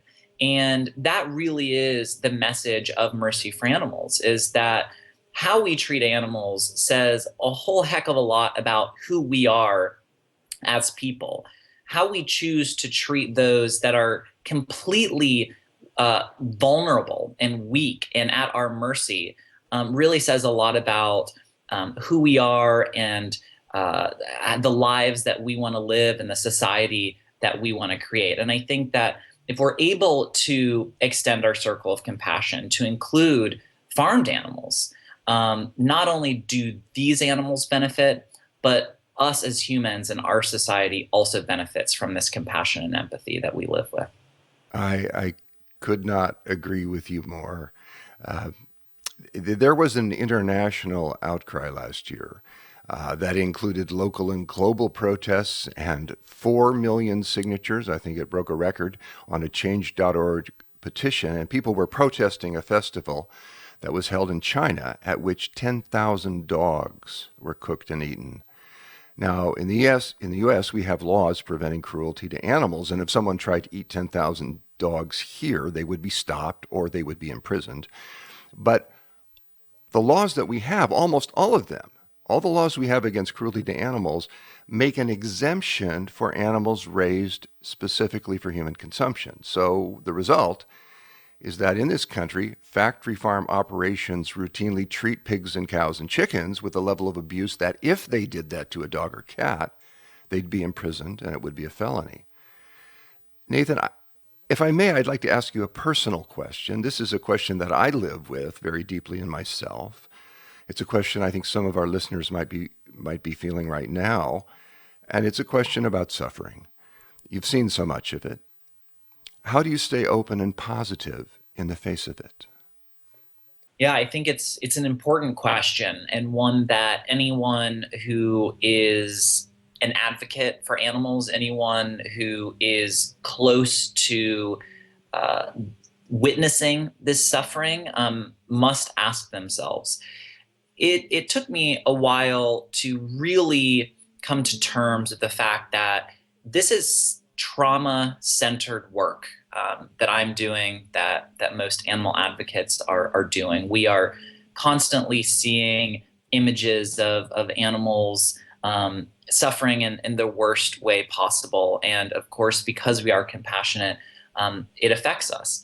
So I think that we have to, as part of our duty as activists and advocates, have self-care be part of our lives. We have to understand that these are issues that will take many years, decades, generations to fully address. And we have to take a long-term view and perspective on these issues. We have to view our progress, not in years, but again, in generations. And to do that, we have to take care of ourselves so we can be in it for the long haul. And I think that burnout is such a problem within the animal movement and other movements as well, because when people learn about this cruelty, they want to do everything that they possibly can to stop it, which is noble and which is understandable. But oftentimes they do this at the expense of their own well-being, their own health, their own compassion for themselves. So for me, in terms of practice, that means a number of things. It means celebrating the successes that we have, whether it is a small success of someone simply opening themselves up to this notion and starting to adopt a more compassionate lifestyle, or celebrating larger successes, whether it's a change in a law or corporate policy. So I think we do need to celebrate the successes as they come. But we also have to nurture ourselves. And for me, that means meditation, that means yoga, that means exercising, traveling, spending time with friends and family, laughing, really having a full and complete life.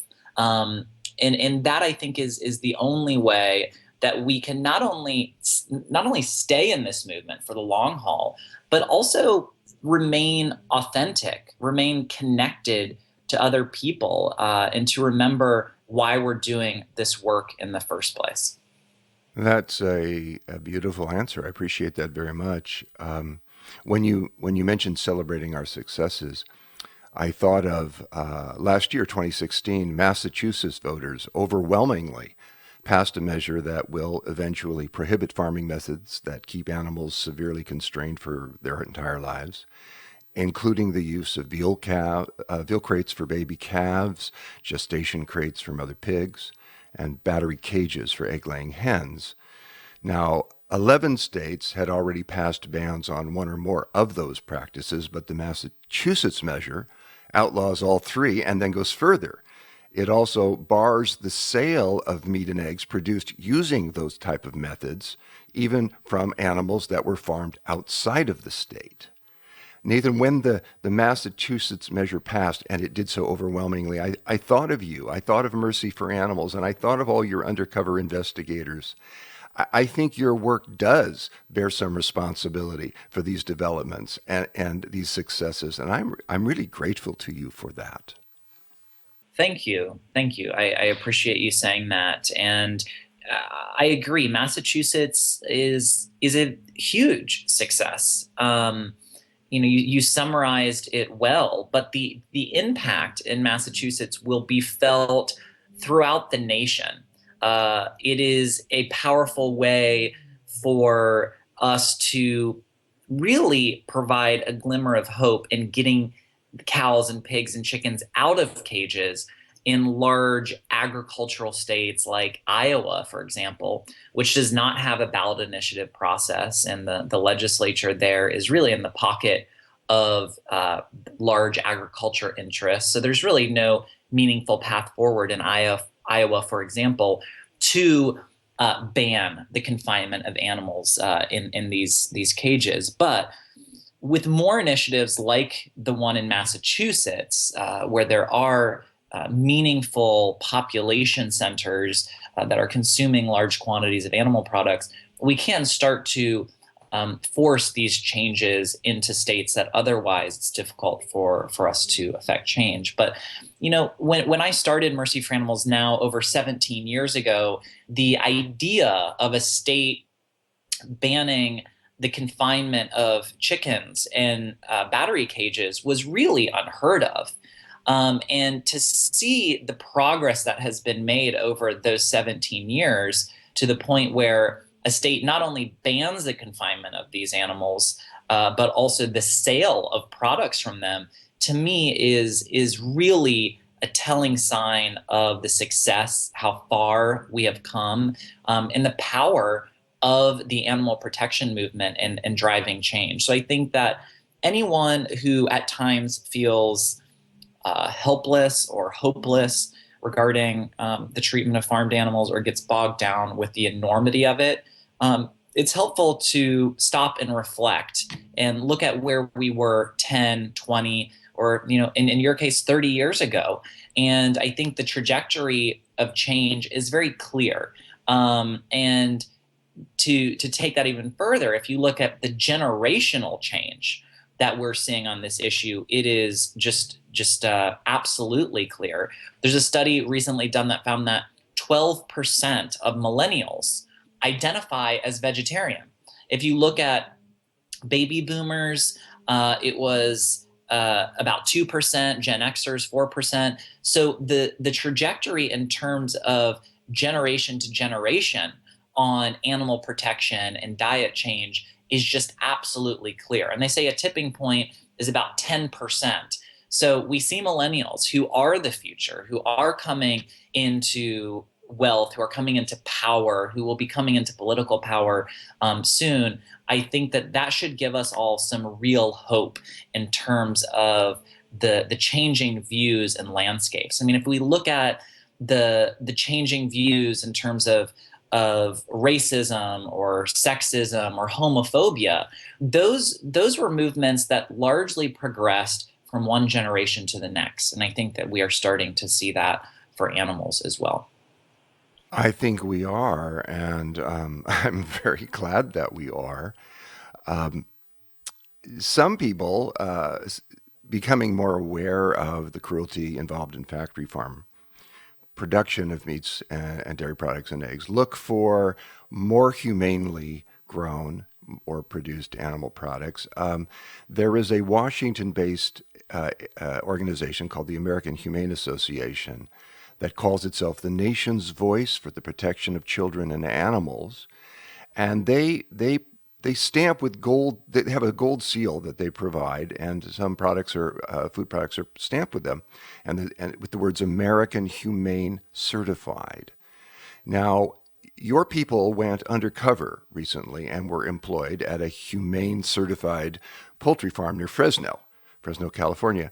Can you tell us what they saw, what they filmed, what happened as a result, and does that question the integrity of the American Humane Association certified seal? Absolutely. So, as you said, we had two investigators that worked at Foster Farm, one at a Foster Farm facilities, one at a slaughterhouse and one at a broiler chicken grow out facility. And Foster Farms, one of the largest poultry producers in the entire country, and pretty much all of their chicken is now stamped with this American Humane Certified label. So we wanted to see exactly what was taking place there. And I can tell you, we've done dozens and dozens of undercover investigations, many inside of broiler chicken facilities. And what we found at Foster Farms was just as bad, if not worse, than all of the other broiler facilities and slaughterhouses that we've sent investigators into. There was really zero difference. These birds were still genetically bred to grow so large, so fast that most of them, about 75% of them, have problems even walking by the time that they're sent to slaughter when they're only about 45 days old. Many of these birds suffer from crippling leg disorders. Many of them will die from heart attack because of the unnatural growth that they are subjected to. But on the factory farm, our investigator also witnessed baby chicks being thrown onto the ground, workers breaking their necks, just complete deprivation and cruelty.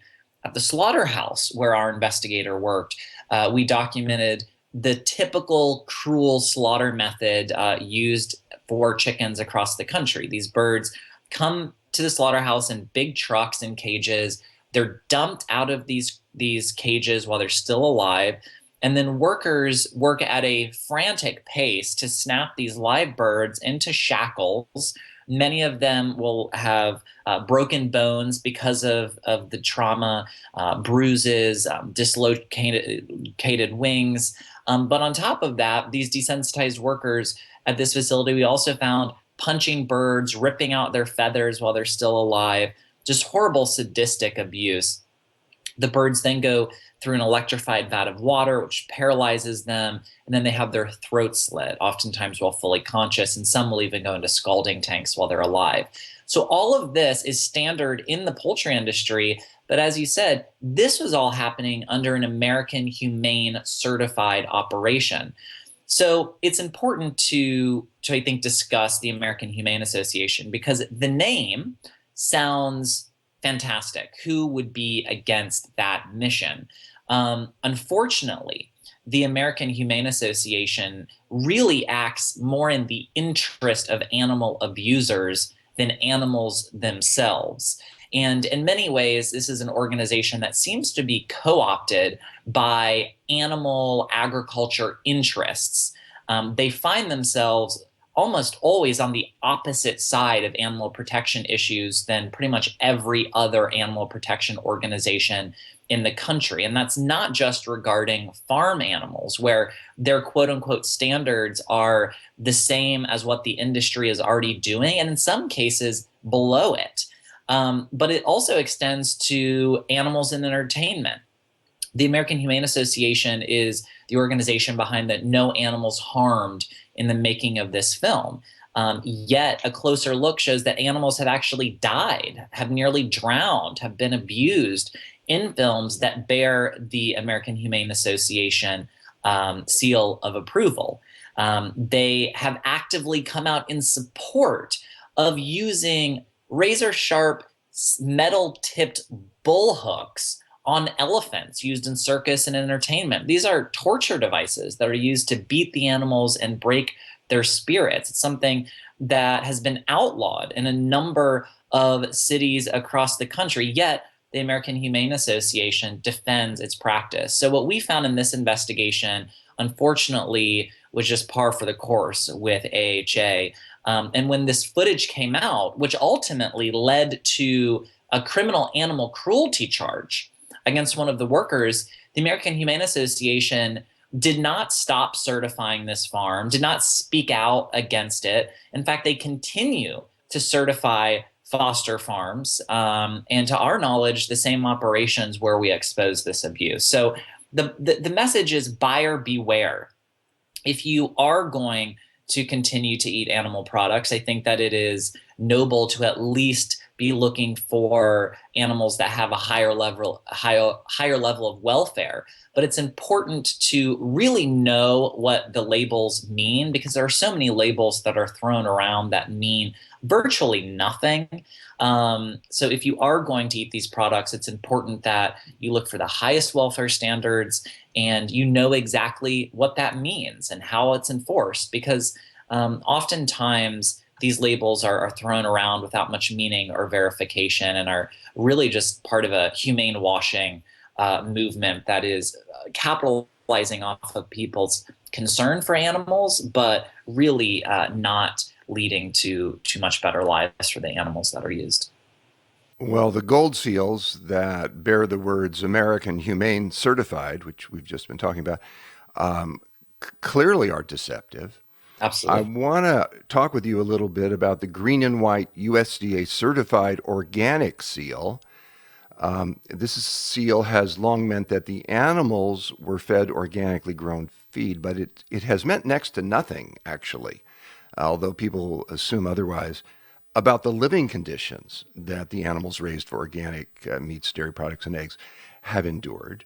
Now, it looked like this would finally change when, in the very last days of the Obama administration, new federal rules were enacted that substantially strengthened animal welfare standards in the National Organic Program.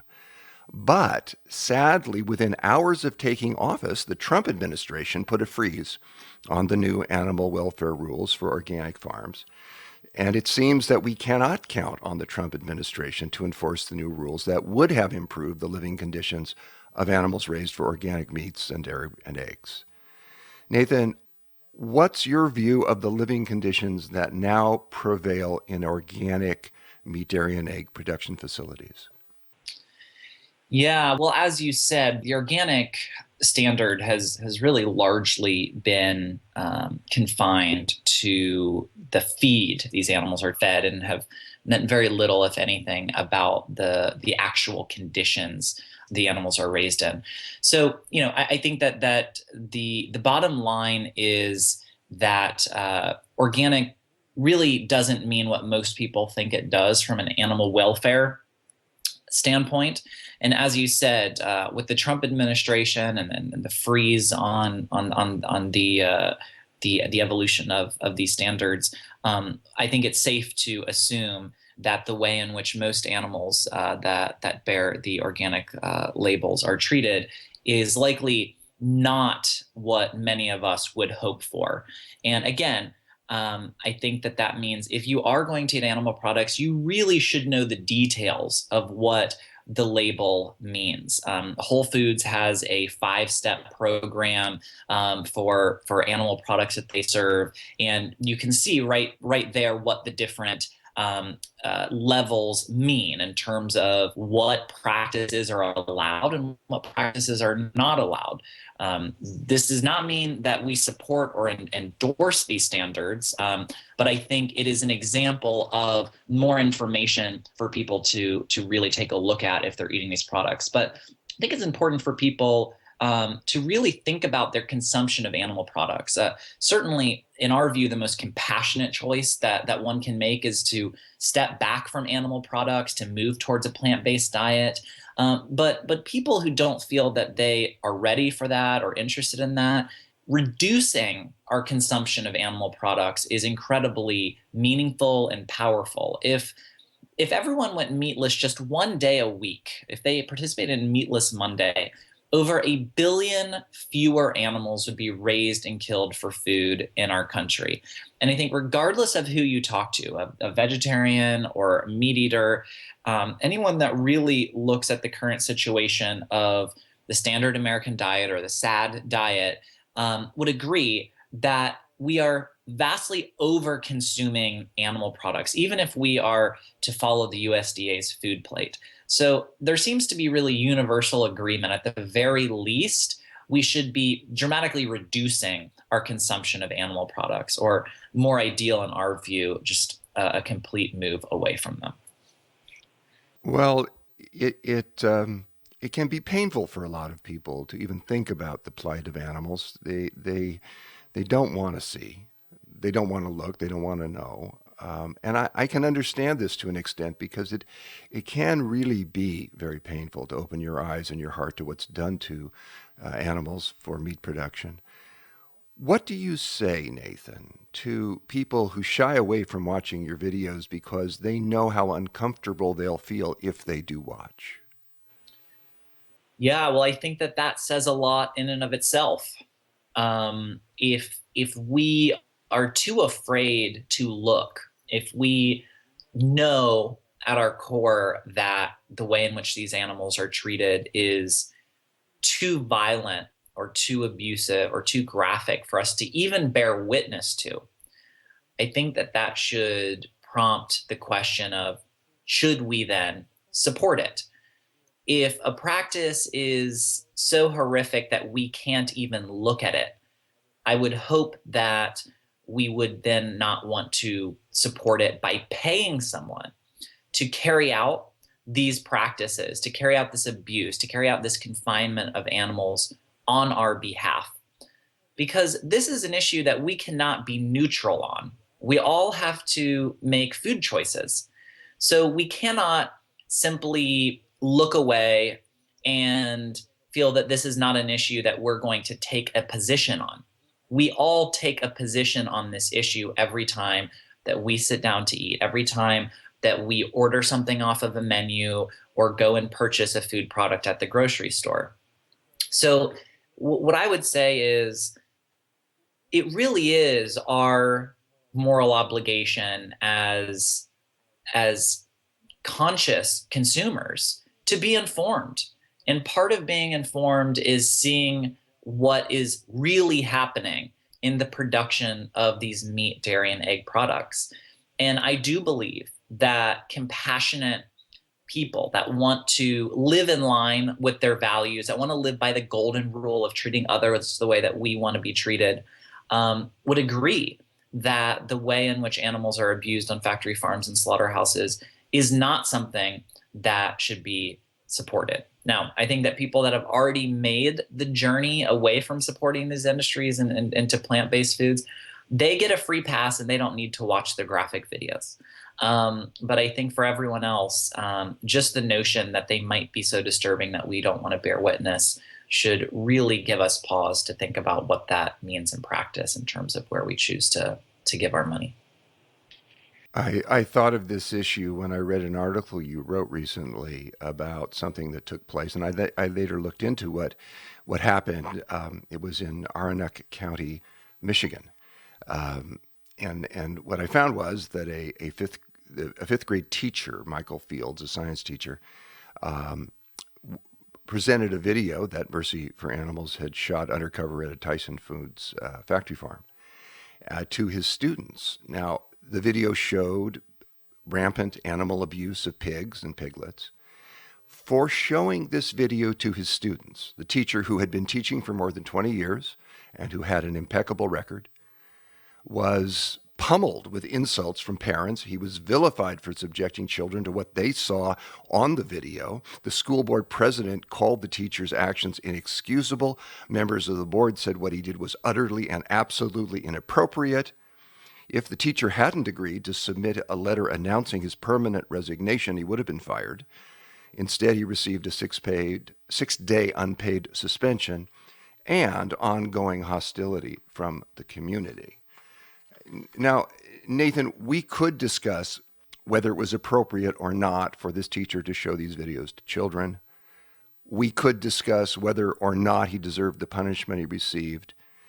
But I have another question I want to talk with you about, and it's one I know you've raised yourself. There's no disputing that the abuses shown in that video, horrific though they are widespread and standard practices in the industry today. So the question I think we need to ask is this: what does it say about meat production in this country that we can't show children where their food comes from without risking traumatizing them? I just couldn't agree with you more. This is the question that I posed before of, if slaughterhouses are such vile places, not only for animals, but for the people that work there, that it leads to just vast numbers of workers coming out with post-traumatic stress disorder, what does that say about these operations? And I think the answer is pretty clear. This teacher would not have gotten into any trouble, or any other teacher for that matter, by taking his students to a crop farm to see apples being picked from trees or tomatoes off of vines. That's something that would be celebrated. We love being connected with that type of agriculture. It's something that is celebrated and romanticized for good reason. So if we celebrate taking children to see that type of food production, but we believe that showing them the production of animals for food is in fact so vile and so offensive that just by showing the images would be reprimanded, I think that really speaks for itself. And to me, what being a vegan is, or adopting a plant-based diet and caring about farm animal protection, it's all about living in line with our values and not putting on blinders when it comes to our food choices. If we truly care about the state of our world, of our community, about the state of the planet that we leave for our children, if we truly care about the way that we treat others, and in this case, others being animals, then we cannot ignore our food choices. And again, we cannot be neutral on this issue. And I think that this case really highlights just the inherent disconnect that we oftentimes have in terms of food production. Well, Nathan, along with you, I don't see the battle for the rights of animals as being only on behalf of animals. It's about us. It's about who we are becoming as human beings. There's a saying that when you teach a child not to step on a caterpillar, you do this not just for the caterpillar, you do it also for the child. And I want to thank you, Nathan. It's always a privilege to talk with you. It's always a privilege to learn about what you're doing.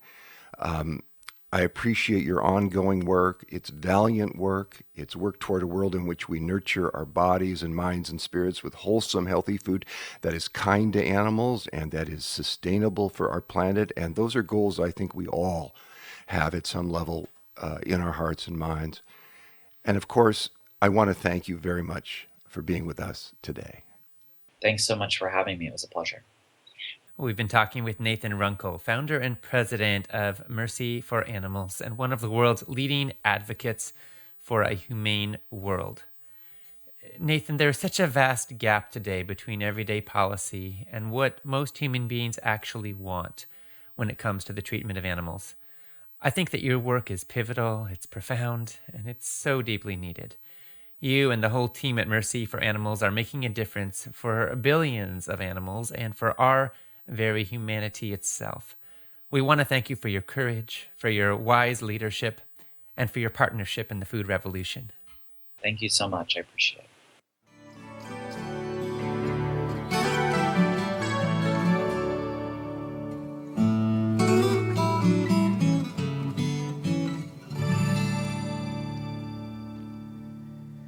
Thank you so much to Nathan Runkle and to my dad and colleague John Robbins for that profound, penetrating, evocative conversation.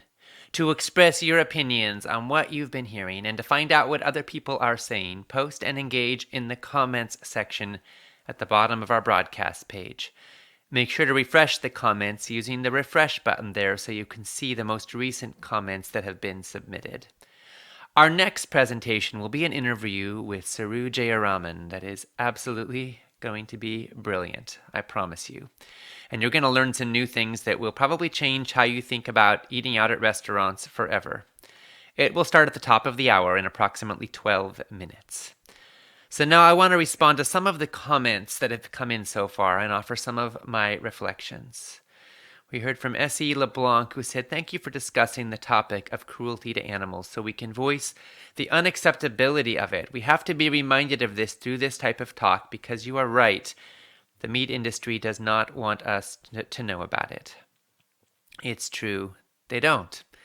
They don't want us to know, and they're profiting from our ignorance. And animals are suffering, and so are we.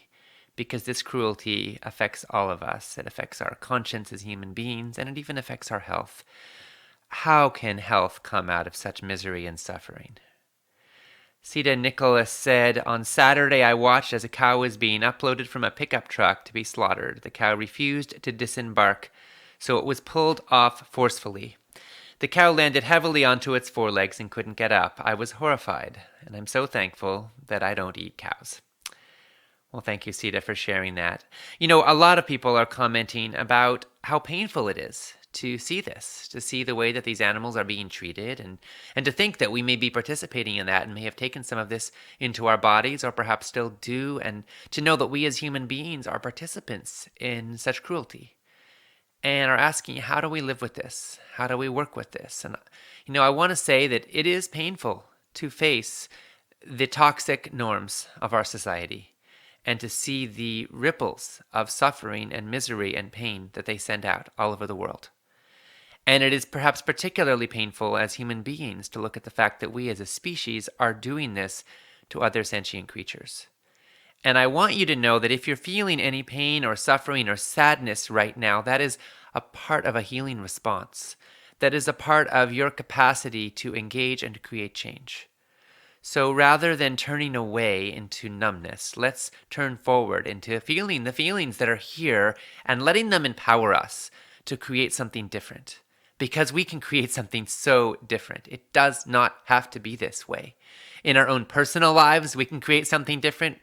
And as a society, we can create something different. We heard from Carla Halatki, who said, "I love Mercy for Animals. Thank you for bringing all the wonderful guest speakers, especially Nathan Runkle, and organizing this incredible event. I am grateful for all of the hard work. Animals deserve to be respected. Cruelty is not necessary, and animals are not things." Thank you, Carla. I so agree with you. We had a very provocative post from Lana Matthews, who said, "My husband and I were managers of a chicken farm for 5 years. 9 houses, 22,500 chickens per house for a total of 202,500 birds. Of course, some of them died from day-old chicks until the day they were harvested to go to the kill facility. By the time they are killed, they are so crowded you can hardly walk in there. It's slow going because if you upset them too much, you can cause them to have a heart attack and die. Making money was key. They grow them fast because otherwise it wouldn't be economical. They harvest them at 5.5 to 6 weeks old. When they do this, they go through with a mechanized cart and workers grab them by the feet, 5 in each hand, and stuff as many as they can into cages.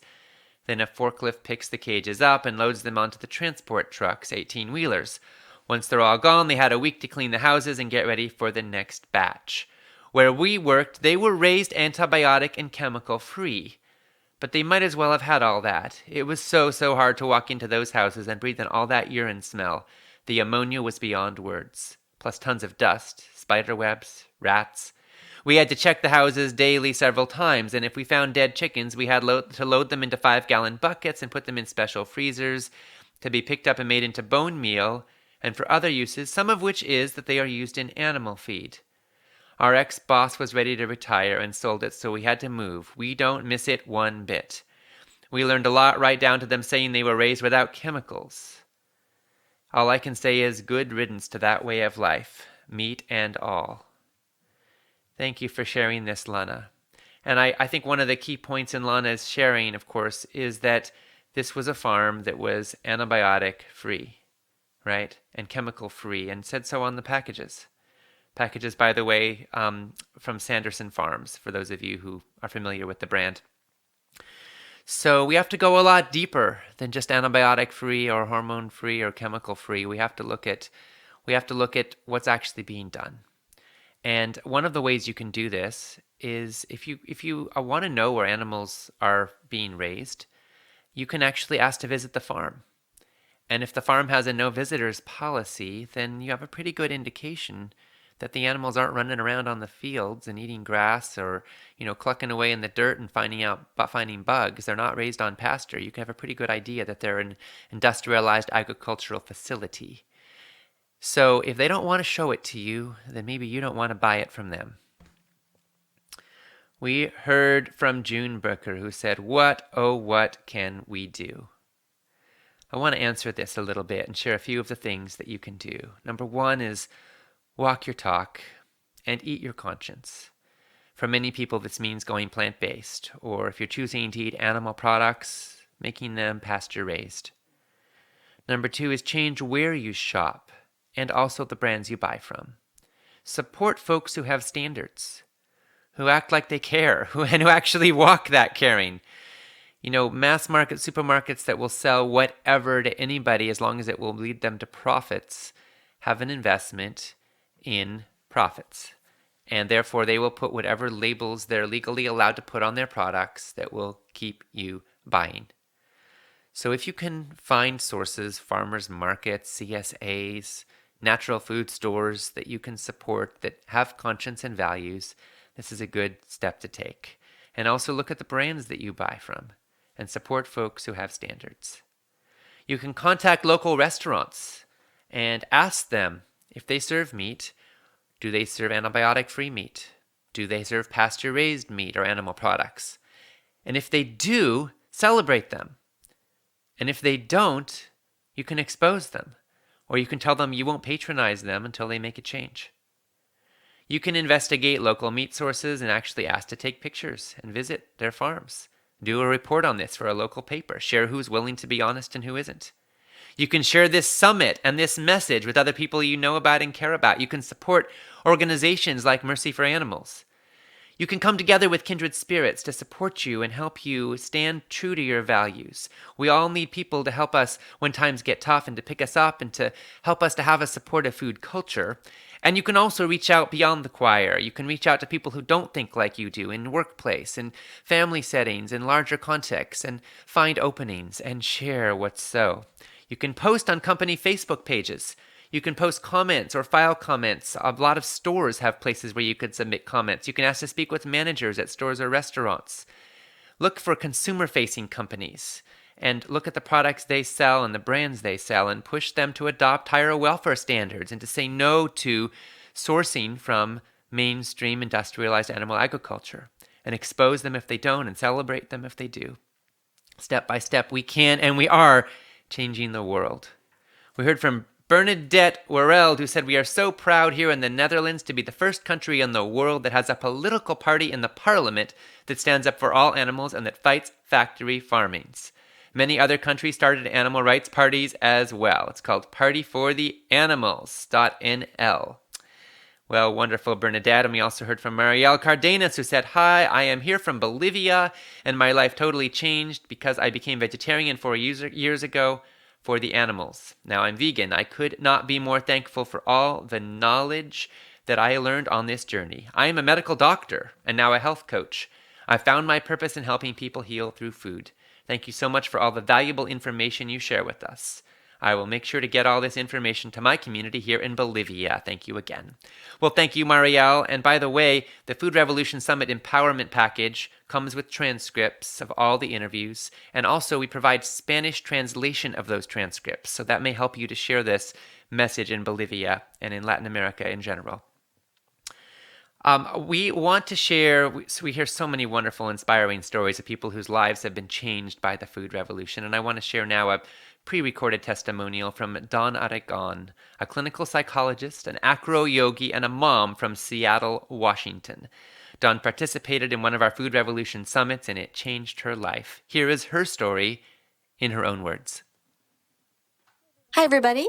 This is Dawn Irene Aragon, co-founder of PrimalTrust.com. I'm a licensed PhD clinical psychologist, certified yoga, acro yoga teacher, and a mom. I'm here to share with you my Food Revolution incredible story. Throughout my teenage years, I struggled with depression off and on and significant struggles around my relationship with food. Despite that, mind over matter, I rocked out my PhD. I was an extreme athlete, triathlete, advanced yogi, endurance horseback racer, until I hit my 40s and had my son. After 2 years of sleepless nights, working full-time, going full bore, I hit a complete wall.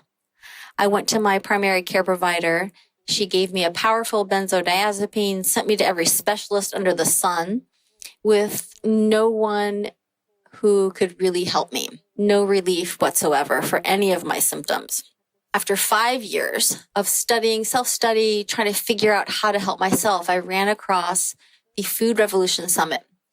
I downloaded their information, and there was something really unique about what they had to offer. So I listened and studied avidly what those speakers had to say. I bought the empowerment package and started to really apply the principles that were really new. I had thought I knew everything about nutrition, but this summit really opened my eyes to a new way of self-healing. A year later, I am ecstatic to report I am depression-free for the first time since I can remember. I have transformed my relationship with food in ways that I never imagined possible. My most recent medical exam, my labs were within normal limits or better.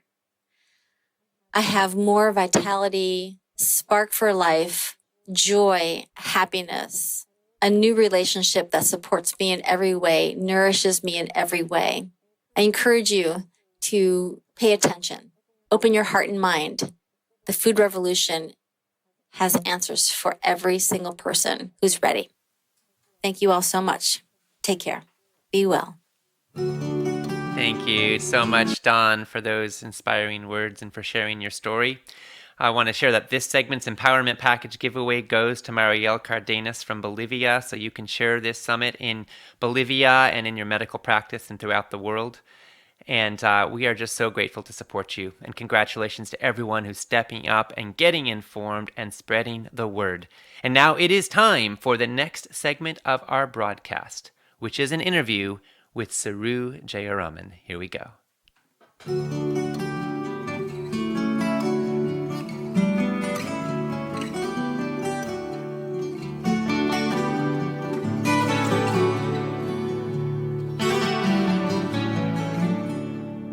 Welcome to the Food Revolution Summit, where we explore how you can heal your body and your world with food.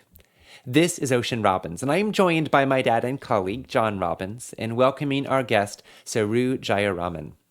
Saru is an attorney, author, and activist who is dedicated to improving wages and working conditions for restaurant workers. She's the co-founder and co-director of Restaurant Opportunities Centers United and serves as the director of the Food Labor Research Center at University of California at Berkeley. Saru was listed in CNN's Top 10 Visionary Women. She's been recognized as a champion of change by the White House, and she was awarded the James Beard Foundation Leadership Award. She is author of Behind the Kitchen Door and Forked, a new standard for American dining. She's showing us that the women who put food on the tables of restaurant goers everywhere are often struggling to put it on their own, and she's working to change that. Saru, we're so appreciative of your critically important work and so grateful for this time with you. Now, for the interview, I'm going to hand it over to my dad, John Robbins. Well, thank you, Ocean, and thank you, Saru, for being with us again. Good to be be here. You know, a lot of people today, I'm sure many of our listeners are rebelling against the standard American diet. They're choosing organic food. They're demanding that GMOs be labeled. They're deploring the terrible treatment of animals in factory farms. They're calling for fundamental changes in how we grow and how we process and how we think about our food. But it seems that the hardships and the working conditions of restaurant workers have somehow not been given nearly as much attention. Why have you made it your mission to expose this truth, and why is it critically important for all of us to become aware of it? Well, me personally, I just can't think of a more important thing to think about right now. You know, for anybody who cares about food or eating or the survival of our nation, first it should be known that there are 20 million workers in the U.S. food system, 12 million of which are in the restaurant industry.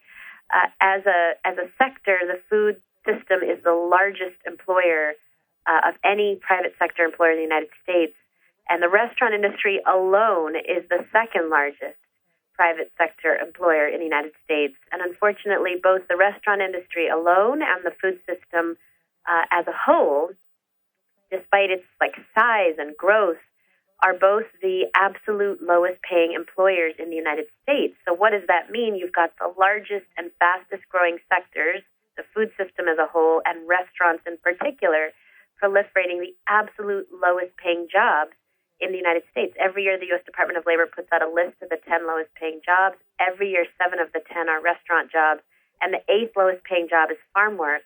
And so 8 of the 10 lowest paying jobs in the United States are food system jobs. And so there will be no GDP or food system to talk about if as we grow the low-wage floor of the economy, the food system essentially perpetuates the inability of workers in the food system to be able to afford to eat. I mean, right now, 1 in 3 working Americans works full-time and lives in poverty. By 2021 or 2022, it's expected that 1 in 2 working Americans will work full-time or more and live in poverty. And that growth is due almost entirely to the growth in the restaurant industry and the food system.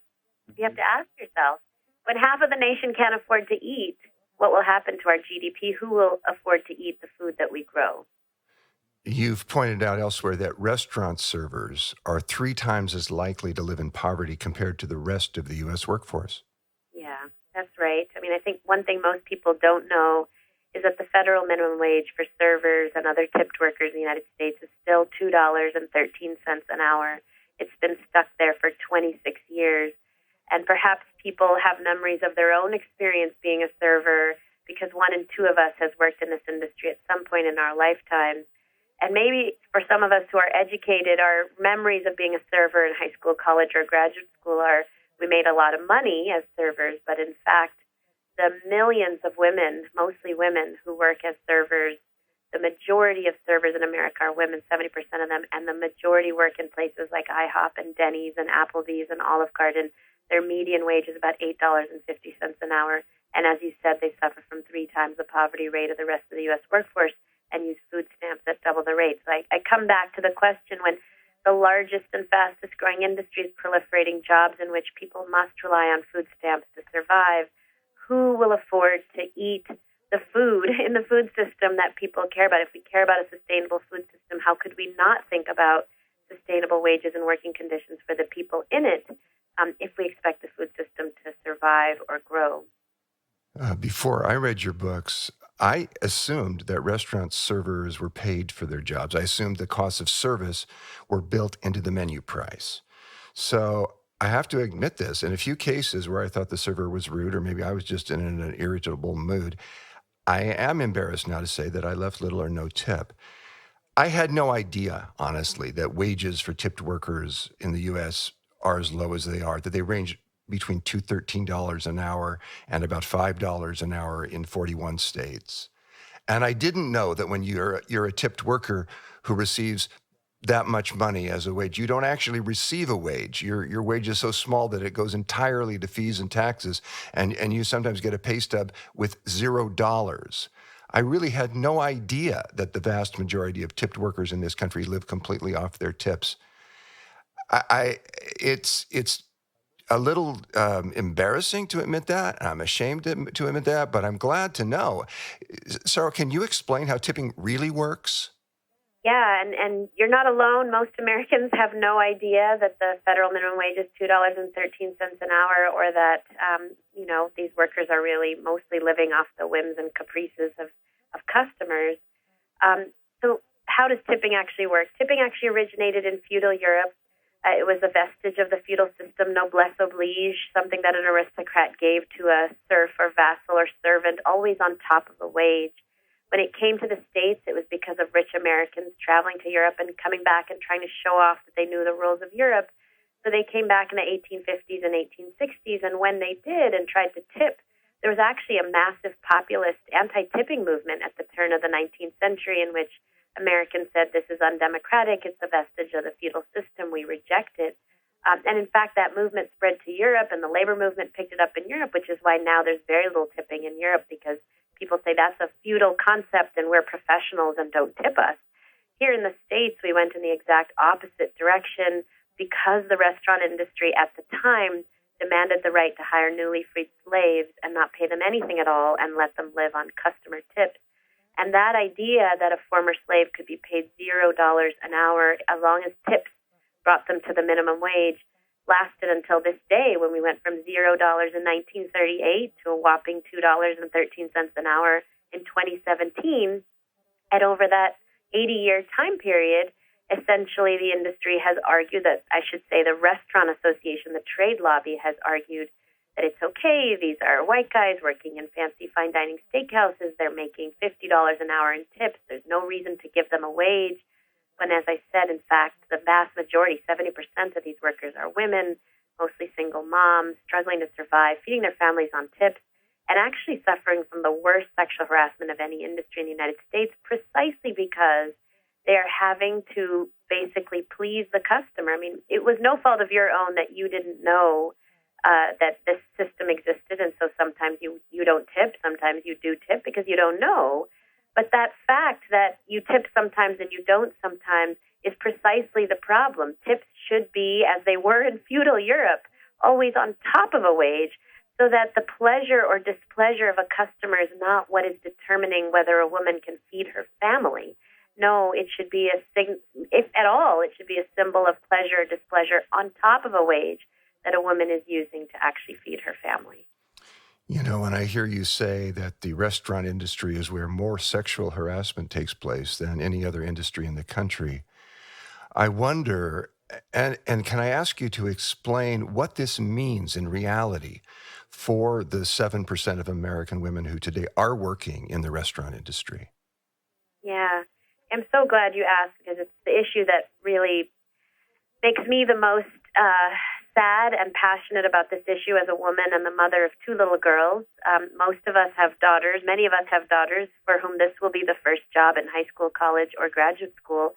And this is how we are introducing women to the world of work, because it is a largely female workforce that works in this industry for their lifetimes, about 6 million women who work in this industry throughout their lives, but millions more for whom this is the first job, and this is how they learn what's acceptable, tolerable, ethical in the workplace. And it's an environment in which management is essentially telling you wear tighter clothing, show more cleavage, dress more sexy in order to make more money in tips. If you want to actually have a decent income here, it doesn't come from doing better in the job so that your employer pays you more. No, because your employer doesn't pay you hardly anything at all.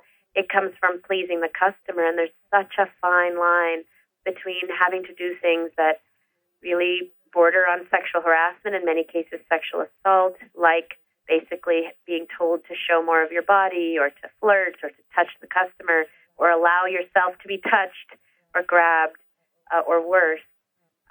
When you're encouraged in these ways by your manager and told you will make more money in tips, you will do better in this job, you'll be a better worker if you allow yourself to be subjected to this kind of harassment, that's how you end up with the highest rates of sexual harassment of any industry in the United States. It's the largest industry, and as you said, 7% of American women work in it, but a full 37% of all sexual harassment complaints to the EEOC, the Equal Opportunities Commission, come from this one industry, the restaurant industry. A moment ago, you mentioned Olive Garden. Olive Garden's parent company is Darden. It's the nation's largest casual restaurant company. It has something like $6 billion in sales annually. Their slogan is "When you're here, you're family." Saru, does the way the company treats its workers, and particularly its female workers, strike you as family friendly? It strikes me as a particularly dysfunctional family if it's a family.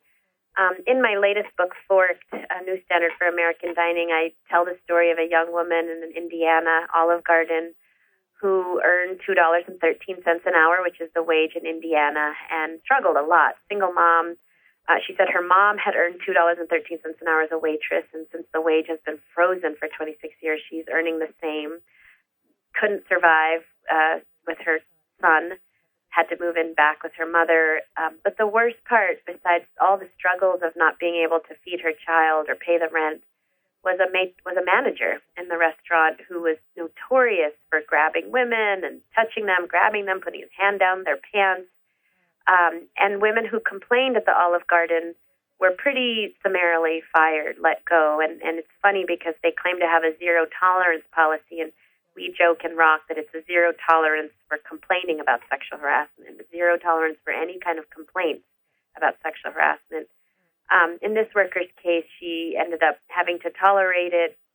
And as a young woman, what does that mean when you're basically told, don't complain about it, this is part of the job, if you do, you'll get fired? Again, it means that whatever you end up doing later on, if you stay in the industry or you go to something else, this basically sets the standard so that, I've gone on tour a lot. I write books and I go on book tour and give talks around the country, and women invariably come up to me in these book talks and say, I'm now a lawyer, doctor, organizer, teacher, executive. I've been sexually harassed in my current job, but I didn't do anything about it because it was never as bad as it was when I was a young woman working in restaurants. Which means that, again, our daughters, whether they stay in this industry or just going through it in high school, college, or graduate school, they will be exposed to this culture of work in which they are told that their worth is based on their ability to get a man to want to grab them. I mean, so much so that when that video came up during the campaign of Donald Trump bragging that he had grabbed women, we had servers write to us from all over the country and say, what, that happens to me every single day. A man walks into the restaurant, grabs me in various parts of my body, a customer, and I'm told by my manager not only to put up with it, but frankly, the more that man wants to grab me, the better worth I am in the restaurant. Wow, that is so striking. It seems to me that you are expanding our definition of what sustainable food means. I mean, most of us think of it meaning food grown without pesticides, or we think of livestock that are raised humanely without hormones or antibiotics. We think of locally sourced foods that are healthy for our bodies and the earth. But if we're going to eat mindfully, we can't be selectively conscious. And I think we have to ask, how sustainable is it to eat food that's served to us by workers who cannot afford to feed their own families? And how sustainable is food that's brought to us by women who undergo the kind of sexual harassment routinely that you're describing?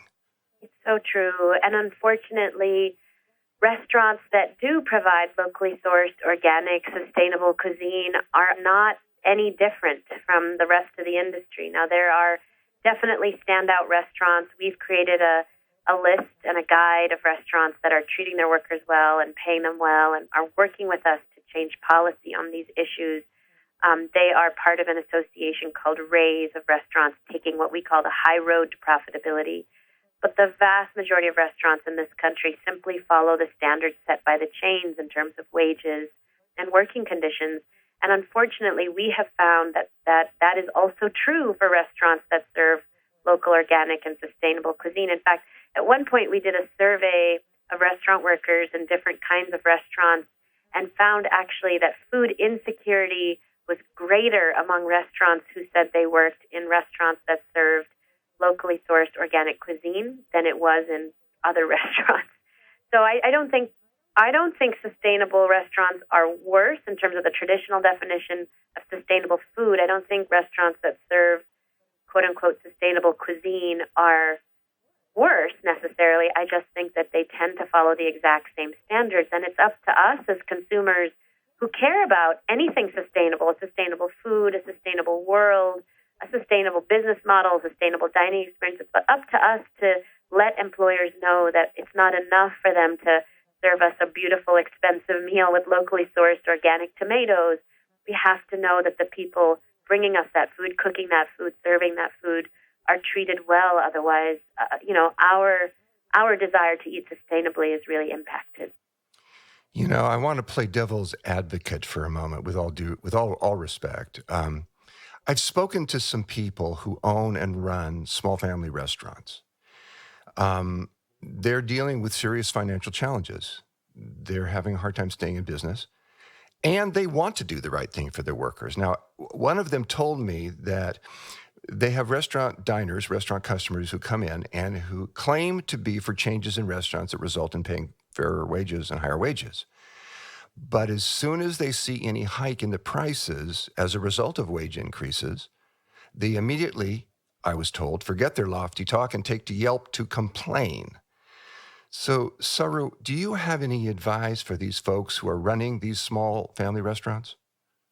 Yeah, join forces with us. We've got a whole training and technical assistance program to help restaurant owners figure out how to move to higher wages and actually still be very profitable. In fact, not in spite of treating workers well, but actually because you're treating workers well. I think the part most employers don't realize, most customers don't realize, is that when you treat your workers well, pay them well, our data shows you can cut your employee turnover in half in an industry that has some of the highest employee turnover rates of any industry in the U.S. You have higher productivity, higher profitability, happier servers, happier customers. There's just so many added benefits to investing in your workforce the way you might invest in the quality of the food or the ambiance. If you invest in the people, you're going to see a real payoff. In fact, Danny Meyer, who I'm sure many of your listeners are familiar with, fine dining legend Danny Meyer, who owns Union Square Hospitality Group and started Shake Shack, one of his, principles that he puts out in his book, Setting the Table, is that the first order of business is to take care of your workers. They are your front lines. They are the ones who sell. And you will do well as a business if you treat your workers well. Now, he's a large, fancy fine dining restaurant owner, and the smaller restaurants you're talking about may not have the same market that he does, but I will tell you the majority of restaurants that have joined forces with us and worked with us to raise wages and bring their customers along as they raise wages have been small mom-and-pop restaurants that have worked with us to figure it out. Part of what they figure out is you don't actually have to see huge price increases by raising wages. There are ways to do it without huge price increases. And if there are any, I would say, moderate or small price increases, we have a consumer association called Diners United, and we're really working with restaurants to educate consumers about why these changes need to happen.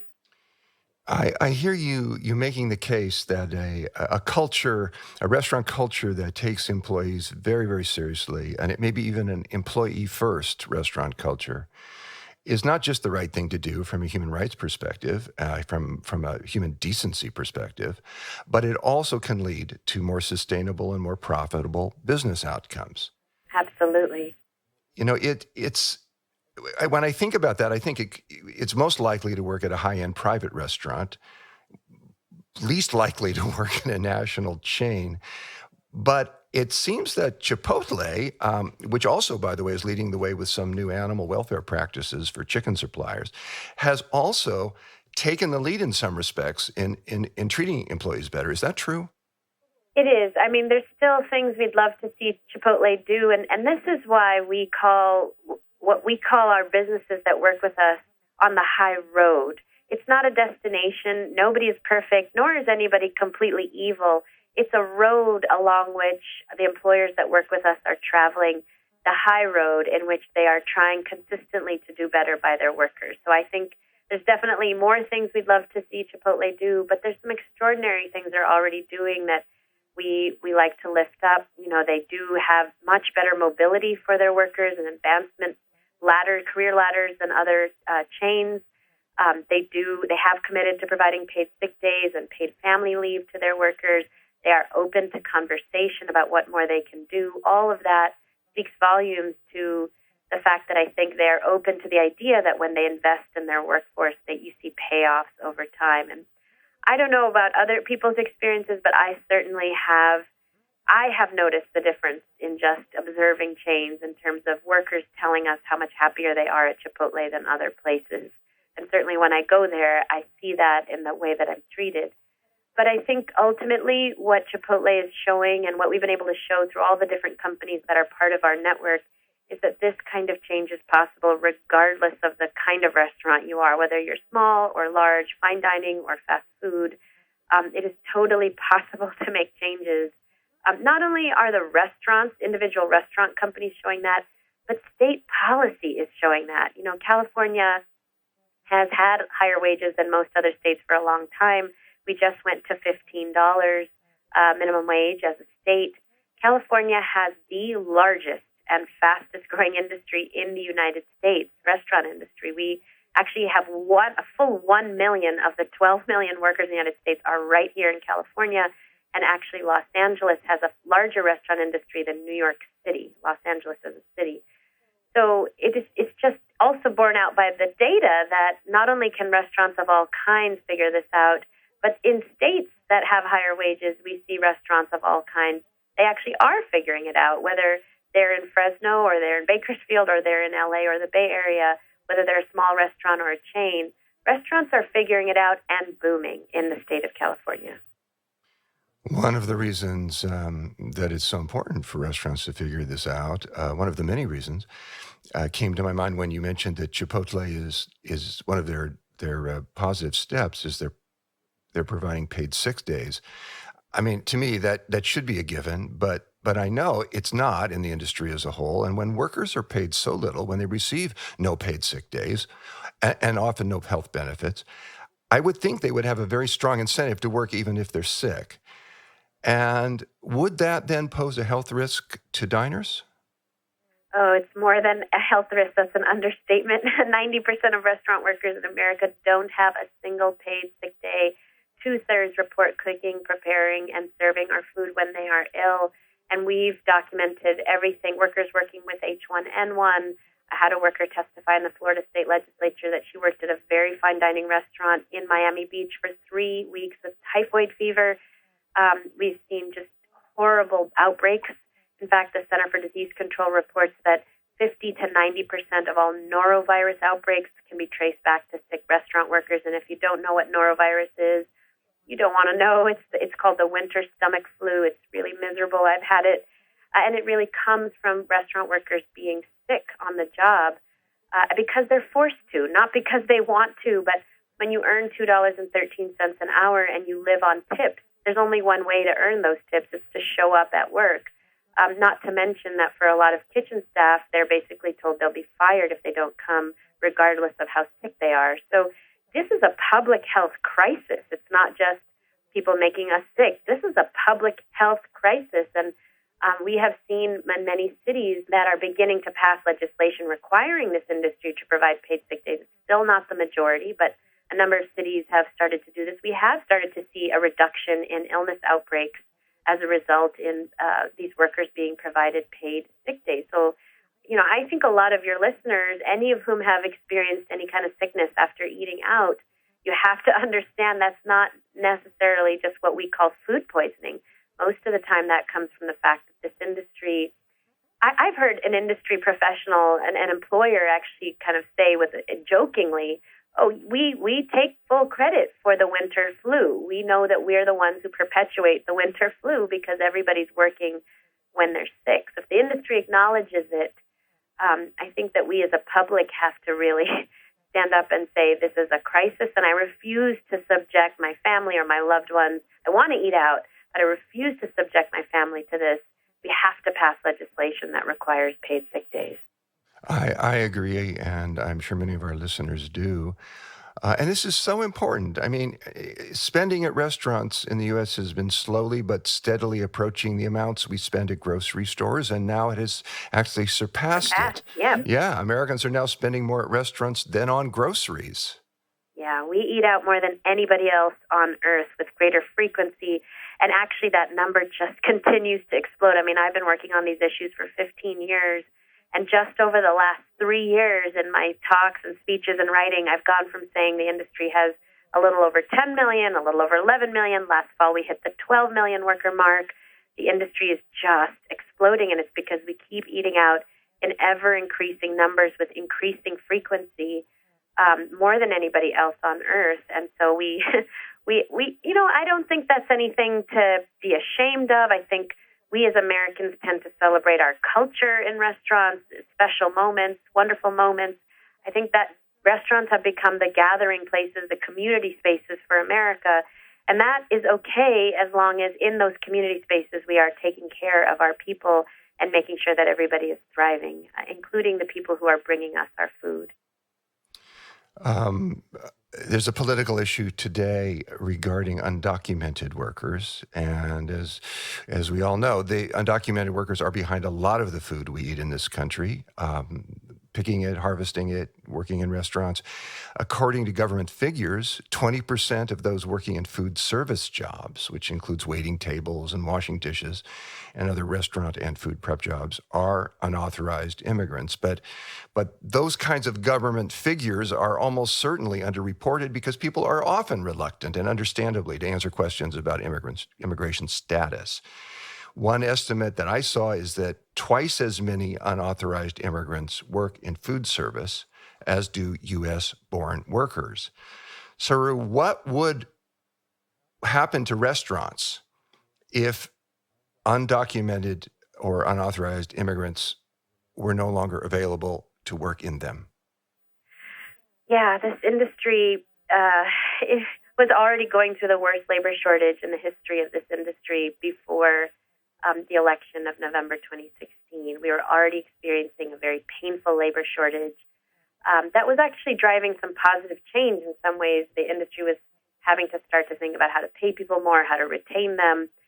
And then if you have rhetoric now and potential policy that could get rid of these workers, the industry is just going through a crisis.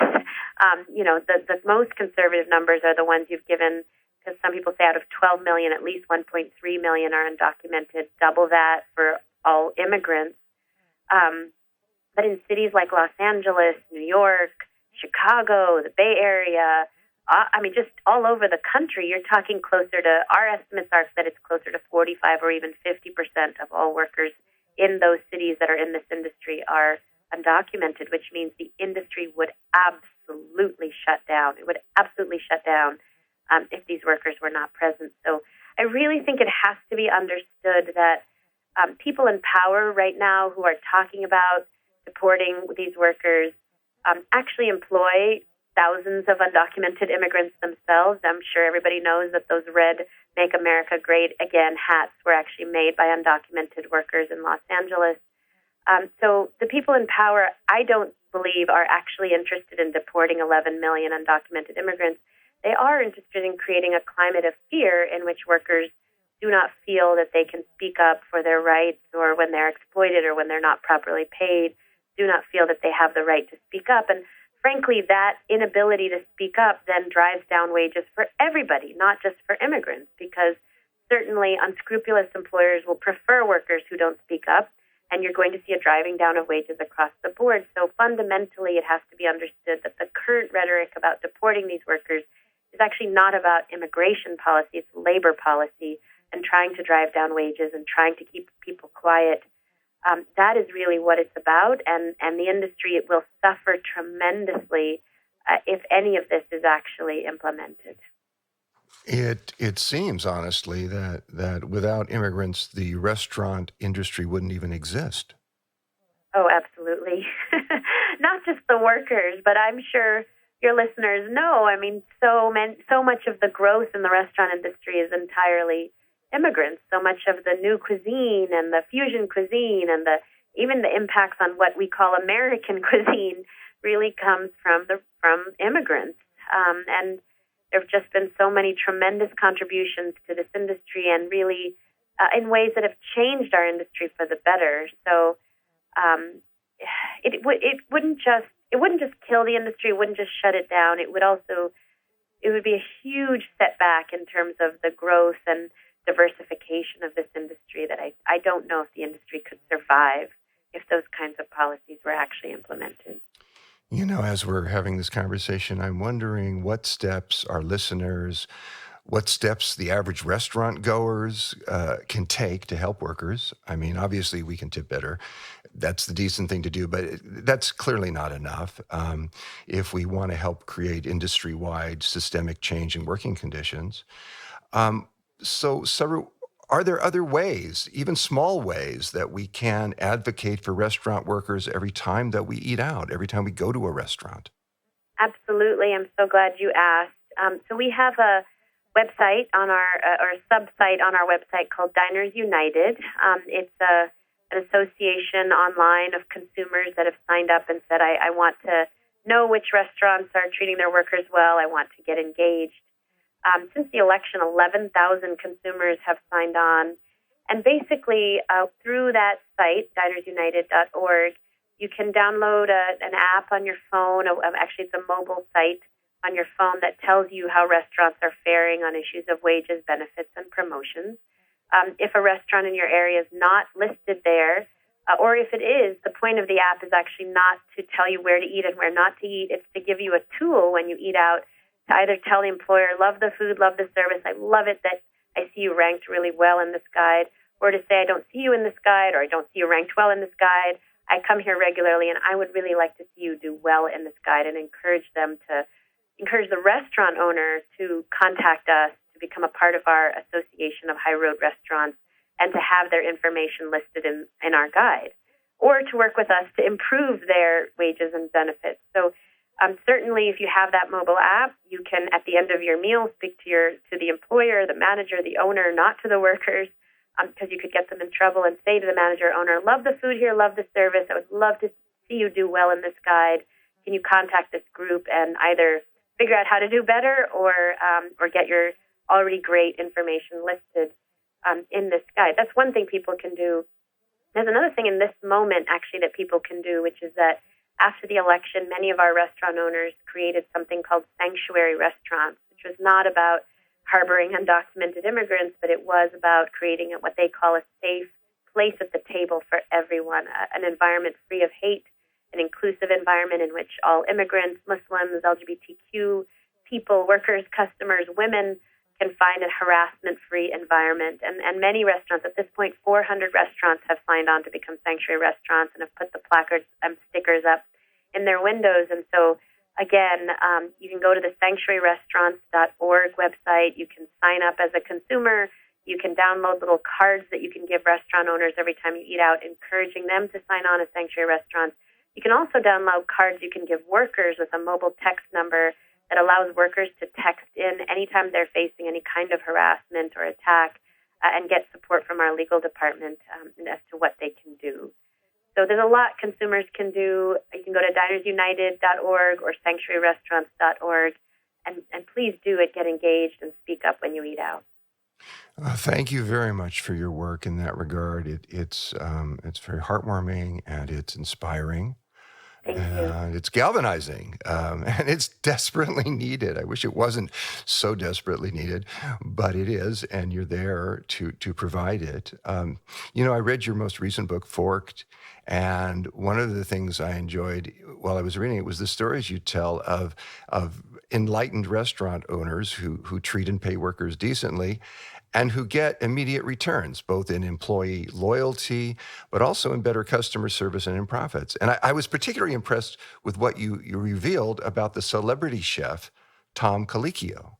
Yeah, we've been very impressed with Tom's restaurants over the years in terms of the racial equity and the racial diversity in his very fine dining restaurants.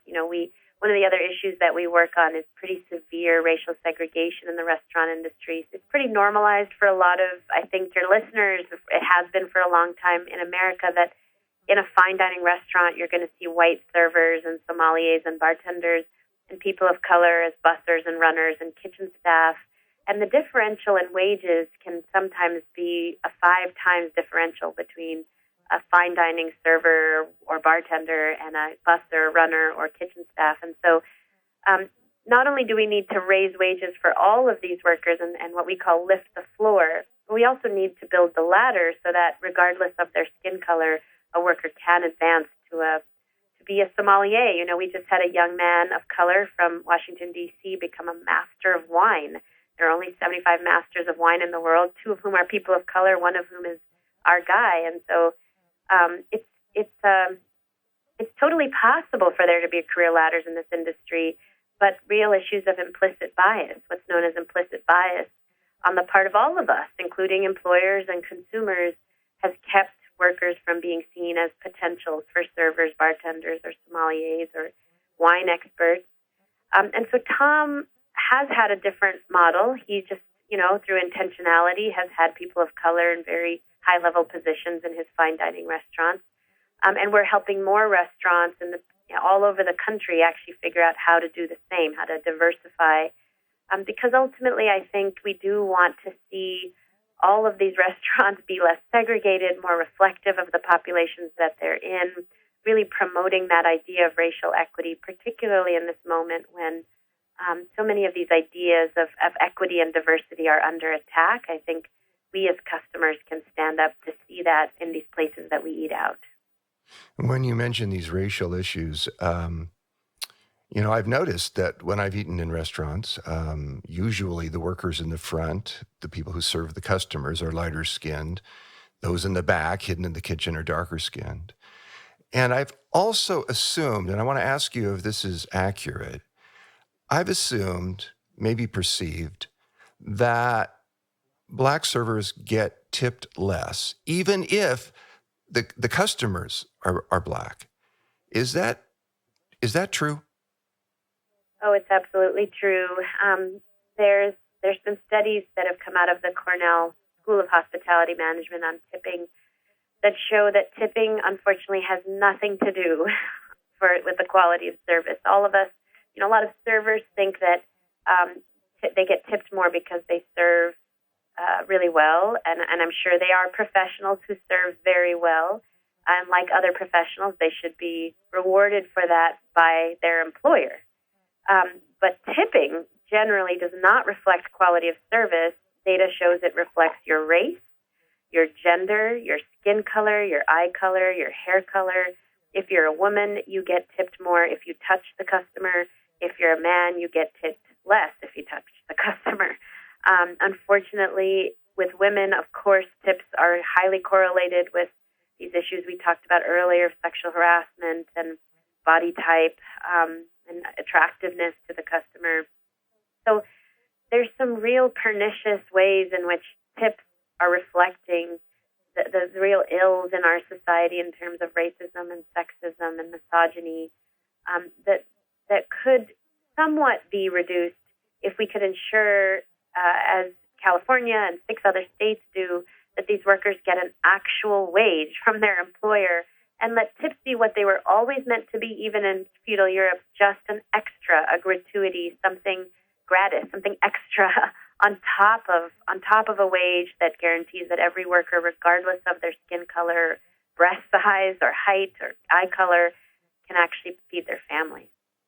I remember a couple of years ago, the governor of New York was proposing a minimum wage of $15 an hour, which would be a good thing. But I think he was exempting from that tipped workers.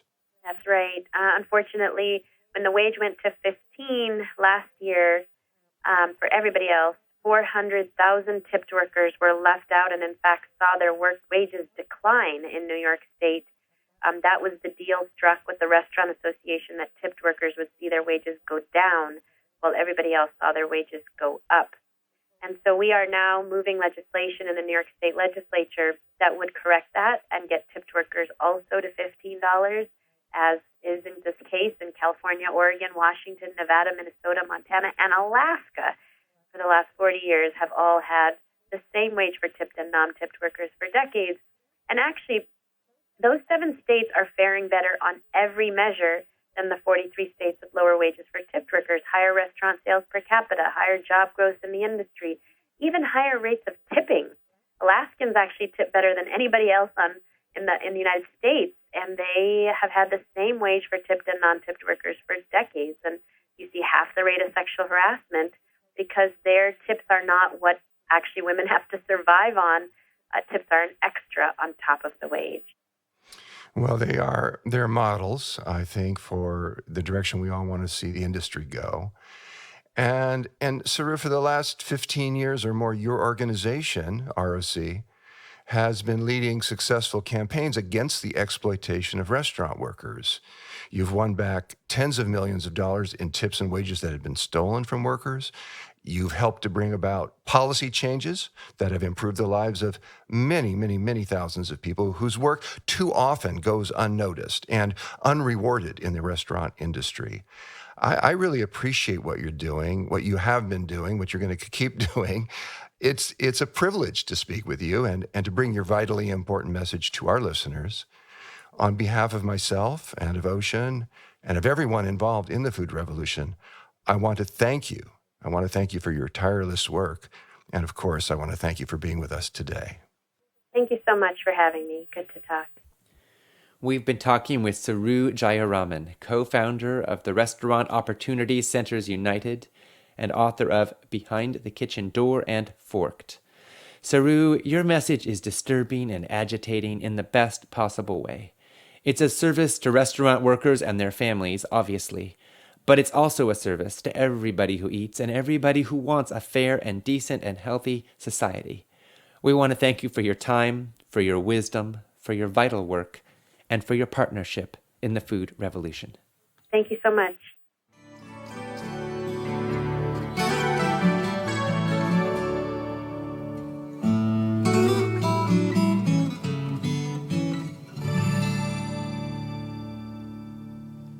Thank you so much to Saru Jayaraman and to my dad and colleague, John Robbins, for that powerful, illuminating conversation. To express your opinions on what you've been hearing and to find out what other people are saying, post and engage in the comments section at the bottom of our broadcast page. Make sure to refresh those comments using the refresh comments button so you can see the most recent comments that have been submitted. And now I'm going to share and respond to some of the questions and comments that have been getting posted here. And I have to exercise a little bit of fatherly bias and pick first a comment from one Mr. River Robbins, who said, "This is inspiring. Right now, our 16-year-old identical twin sons, River and Bodhi, are listening to this summit, and I'm so proud of them. I know our whole family is for so many things, including they're so supportive of this work and so passionate about the food revolution. I'm sure everybody who's a parent knows how good it can feel when you see your children engaging in things that you care about." Thank you, River and Bodhi, for putting up with so much time away from your dad while I'm helping to host this summit, and for participating with all of us in this food revolution. It really warms my heart. We heard from Karis Luce, who said, "Saru's comment on wait staff in restaurants certainly hits a raw nerve with me. While I was going to college, I was trying to pay for my school books, and I was making 50 cents an hour. I also had to live on tips. Once in a while, my boss would slip a $100 bill in my apron. He was also grooming young women to be compliant and to be more sexy for his business. These are not good memories. I quit that job because of blatant sexual harassment. I wish I was as strong back then as I am now." Well, thank you, Karis, for sharing this story. I'm so sorry you had to undergo that painful time, and I'm glad that you are stronger now and that you're sharing it with us. And I think we all have an opportunity every time we eat out to support positive change, to tip well, to notice and call out harassment, and to care about people, to have our eyes open as we move through the world. We heard from Vivian Weissman, who said, "I'm flabbergasted. I had no idea of the extent of unjustness, for lack of a better word, of workers in the restaurant industry, especially women. This summit has opened my eyes. Thank you so much for this life-saving information. I can't wait to hear the rest of it. Bless you for continuing to educate us as to what's really happening around the world." We heard from a number of people who felt upset in various ways by Saru's comments regarding undocumented or illegal or various terms that can be used immigrants, who are a substantial part of the workforce in the restaurant industry today. And I realize this is a fiercely debated topic with a lot of partisan feelings. And what I want to say is that, at the end of the day, we're all about creating a more compassionate world, a more just world. And we have different ideas and perspectives on how we get there. But I want to thank you for caring and engaging and standing up for your values and for helping to create a world where everybody is valued. I think that's something we can all agree on, that we want a society that is compassionate, that is respectful, where our food is safe, and where it's produced in ways that are in integrity with the health of humanity and with compassion and in integrity with our own highest dreams for our health and our futures. We heard from Juanita Arenas, who said, yeah, my first server position was for a banker-owned business. He paid me $1.15 an hour in a make-your-own Sunday place and made suggestive remarks about my breasts consistently. I was 15. There were no tips. There were many messy kids and entire teams of sports youth that came through and turned the place into a disaster, and they were very rude.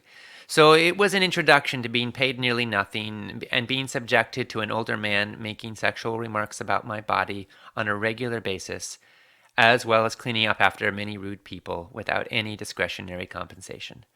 Juanita, I'm sorry you had to undergo such hardships, and thank you for sharing it. I think we're all committed to creating a more fair world, aren't we? And step by step, we do what we can.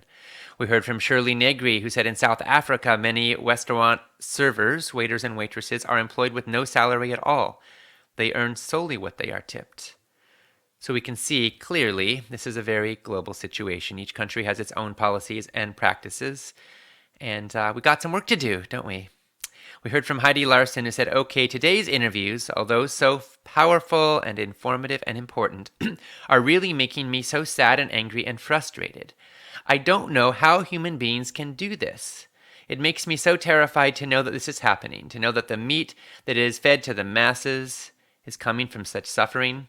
When driving along places where there are restaurants and seeing the amount of people in the parking lots or in line at the drive-thrus, all I can think of is how the animals have suffered, and these poor unknowing folks are consuming this meat that is so tainted with negativity and horror. This is probably the most important information from this summit that needs to be known by more people, in my opinion. Thank you, Heidi. It does need to be known. That's why we're sharing it, and that's why that we're so happy that you're learning with us, and I know you will pass on what you are learning as well. We heard from Padma Manahor, who said, hello, Ocean and John. I have no words to appreciate your efforts to bring such good information. You have changed my perspective towards food habits and how to use food as medicine. The Food Revolution Summit is the best investment I have made in my life. Padma, thank you for making this investment in your health and the health of our world. We're so glad to have you with us. We heard from Rachel Garcia, who said, thank you, John, Ocean, Vandana, Nathan, Saru, for advocating for sustainable, ecological, and compassionate food choices. Today's interviews have been so powerful and informative. The food revolution is transformational, and I hope to be a voice sharing these messages. Well, Rachel, we thank you for being with us, and we hope you will be a voice too. And to support you in absorbing it all and in being a voice, you are this segment's Empowerment Package recipient. So our team will follow up with you to make sure you get your Food Revolution Summit totally complimentary Empowerment Package. So you can have the MP3s and the transcripts for life to empower you, to inform you, and to help you be a stand and a voice for others. I know you will put it to good use. Congratulations.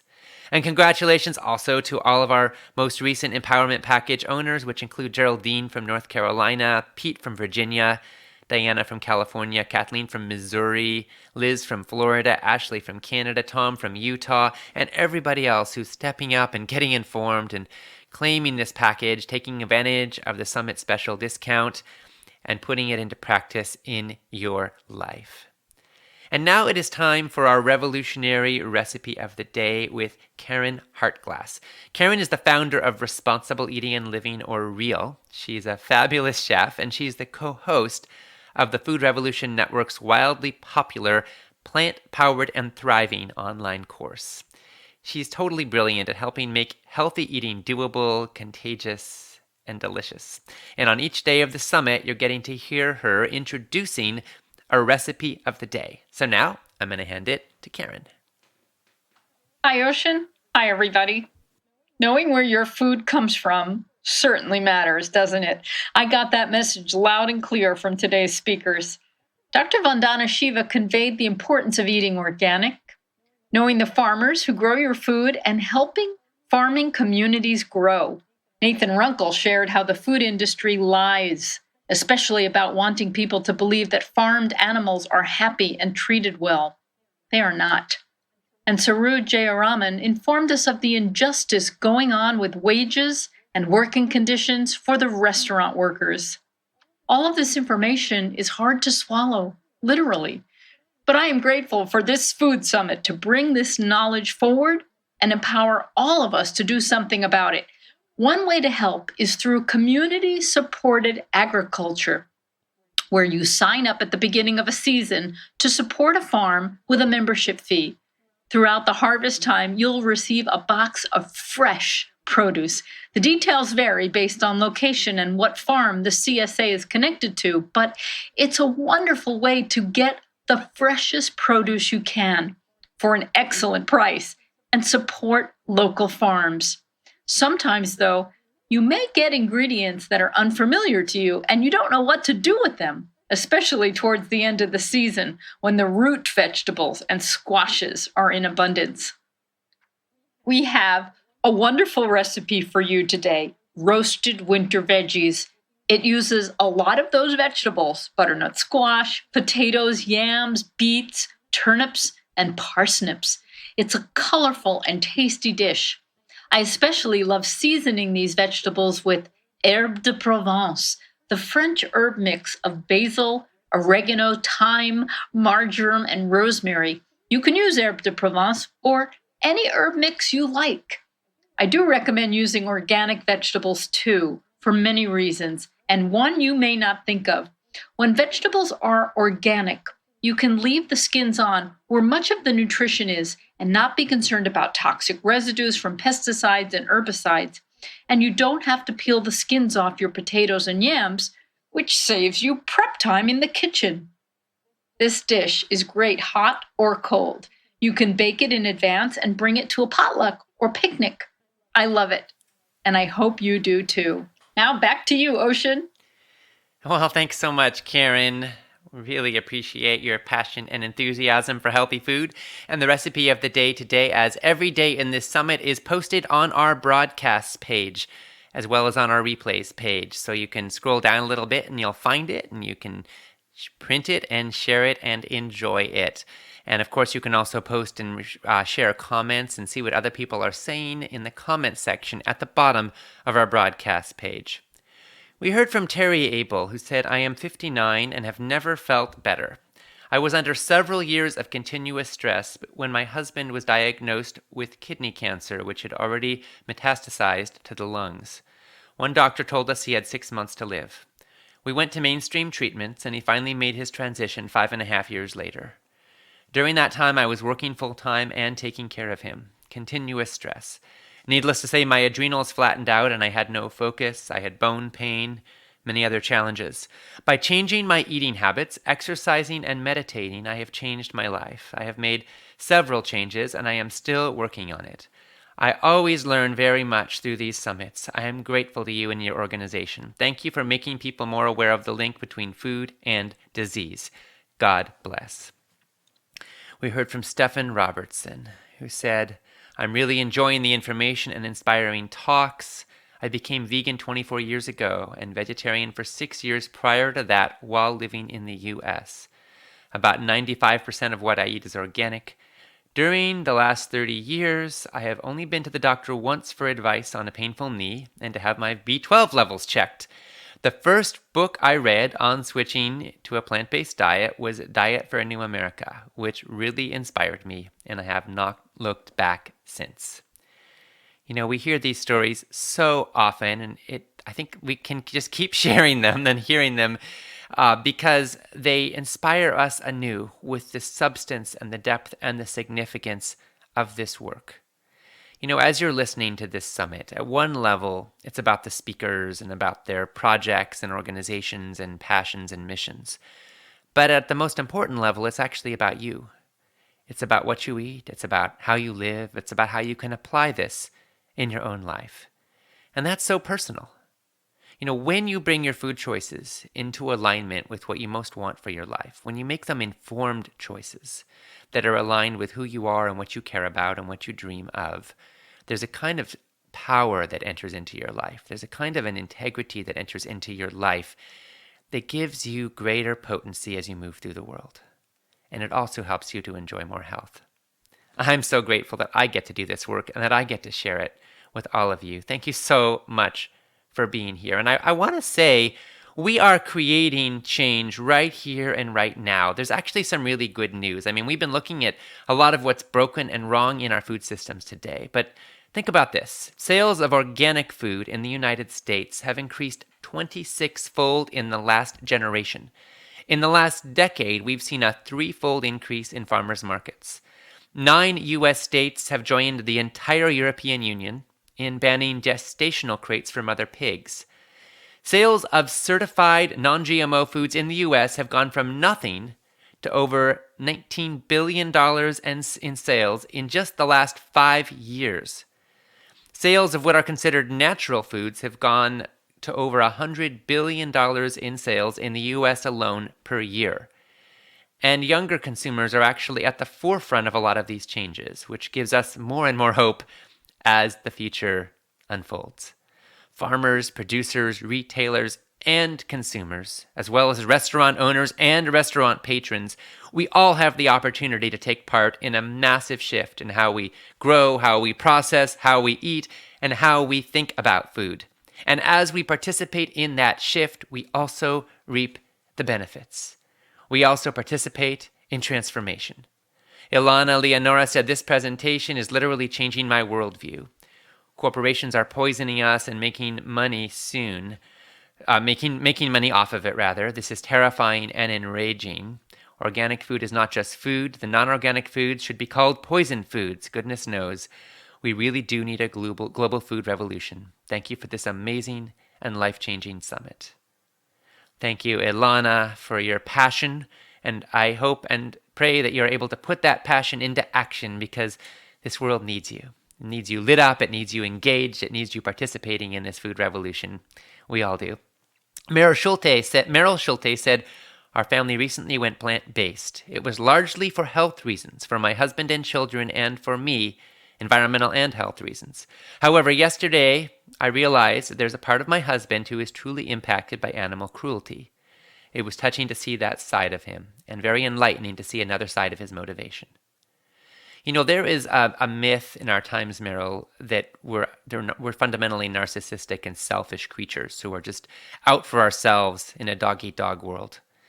And I want to challenge that and say that in my experience, human beings can be incredibly compassionate, incredibly generous, incredibly kind, incredibly loving people. And that most of us, when given the choice, will choose compassion over cruelty. Most of us, when given the choice, will choose to care for people rather than to harm them. We'll choose to care for animals rather than to harm them. More than 90% of the American public believes that animals who are raised for food should be treated with respect and should be not subjected to cruelty. So what we have today is an aberration that's fundamentally out of keeping with the values and the integrity and the ethics and the moral fiber of the vast majority of humanity. And that's what gives me enormous hope, because I think as we share the truth, as we expose what is actually happening, we actually naturally become agents of change and transformation. So I want to thank you as we move towards the completion of this day in the Food Revolution Summit. I want to thank you for caring. Today we've looked a lot at the global and ethical and humanitarian impacts of our food choices, which are so important. And I want to thank you for caring, for participating, for speaking out, for making this a part of your heart and a part of your spirit, a part of your food choices, and a part of your life. And again, to express your opinions on this summit so far and to find out what other people are saying, post and engage in the comments section at the bottom of our broadcast page. And make sure to refresh those comments so you can see the latest ones.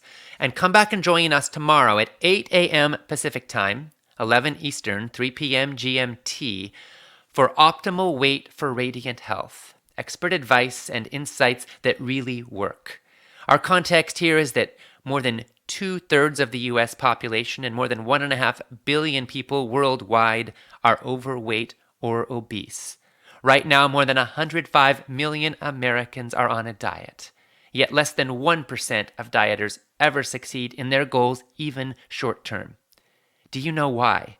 Do you know the real reasons behind this miserable record of failure? And do you know what you can do about it?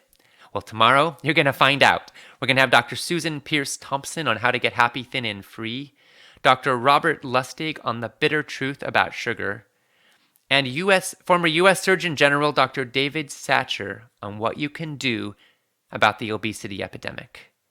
And in the meanwhile, post and share comments. Listen to the replays if you like at foodrevolutionsummit.org/replays. Check out the empowerment package so you can own it all for life and enjoy some delicious, fabulous, healthy food. We wish you a wonderful, thriving day, and this is Ocean Robbins signing off from day 3 in the Food Revolution Summit.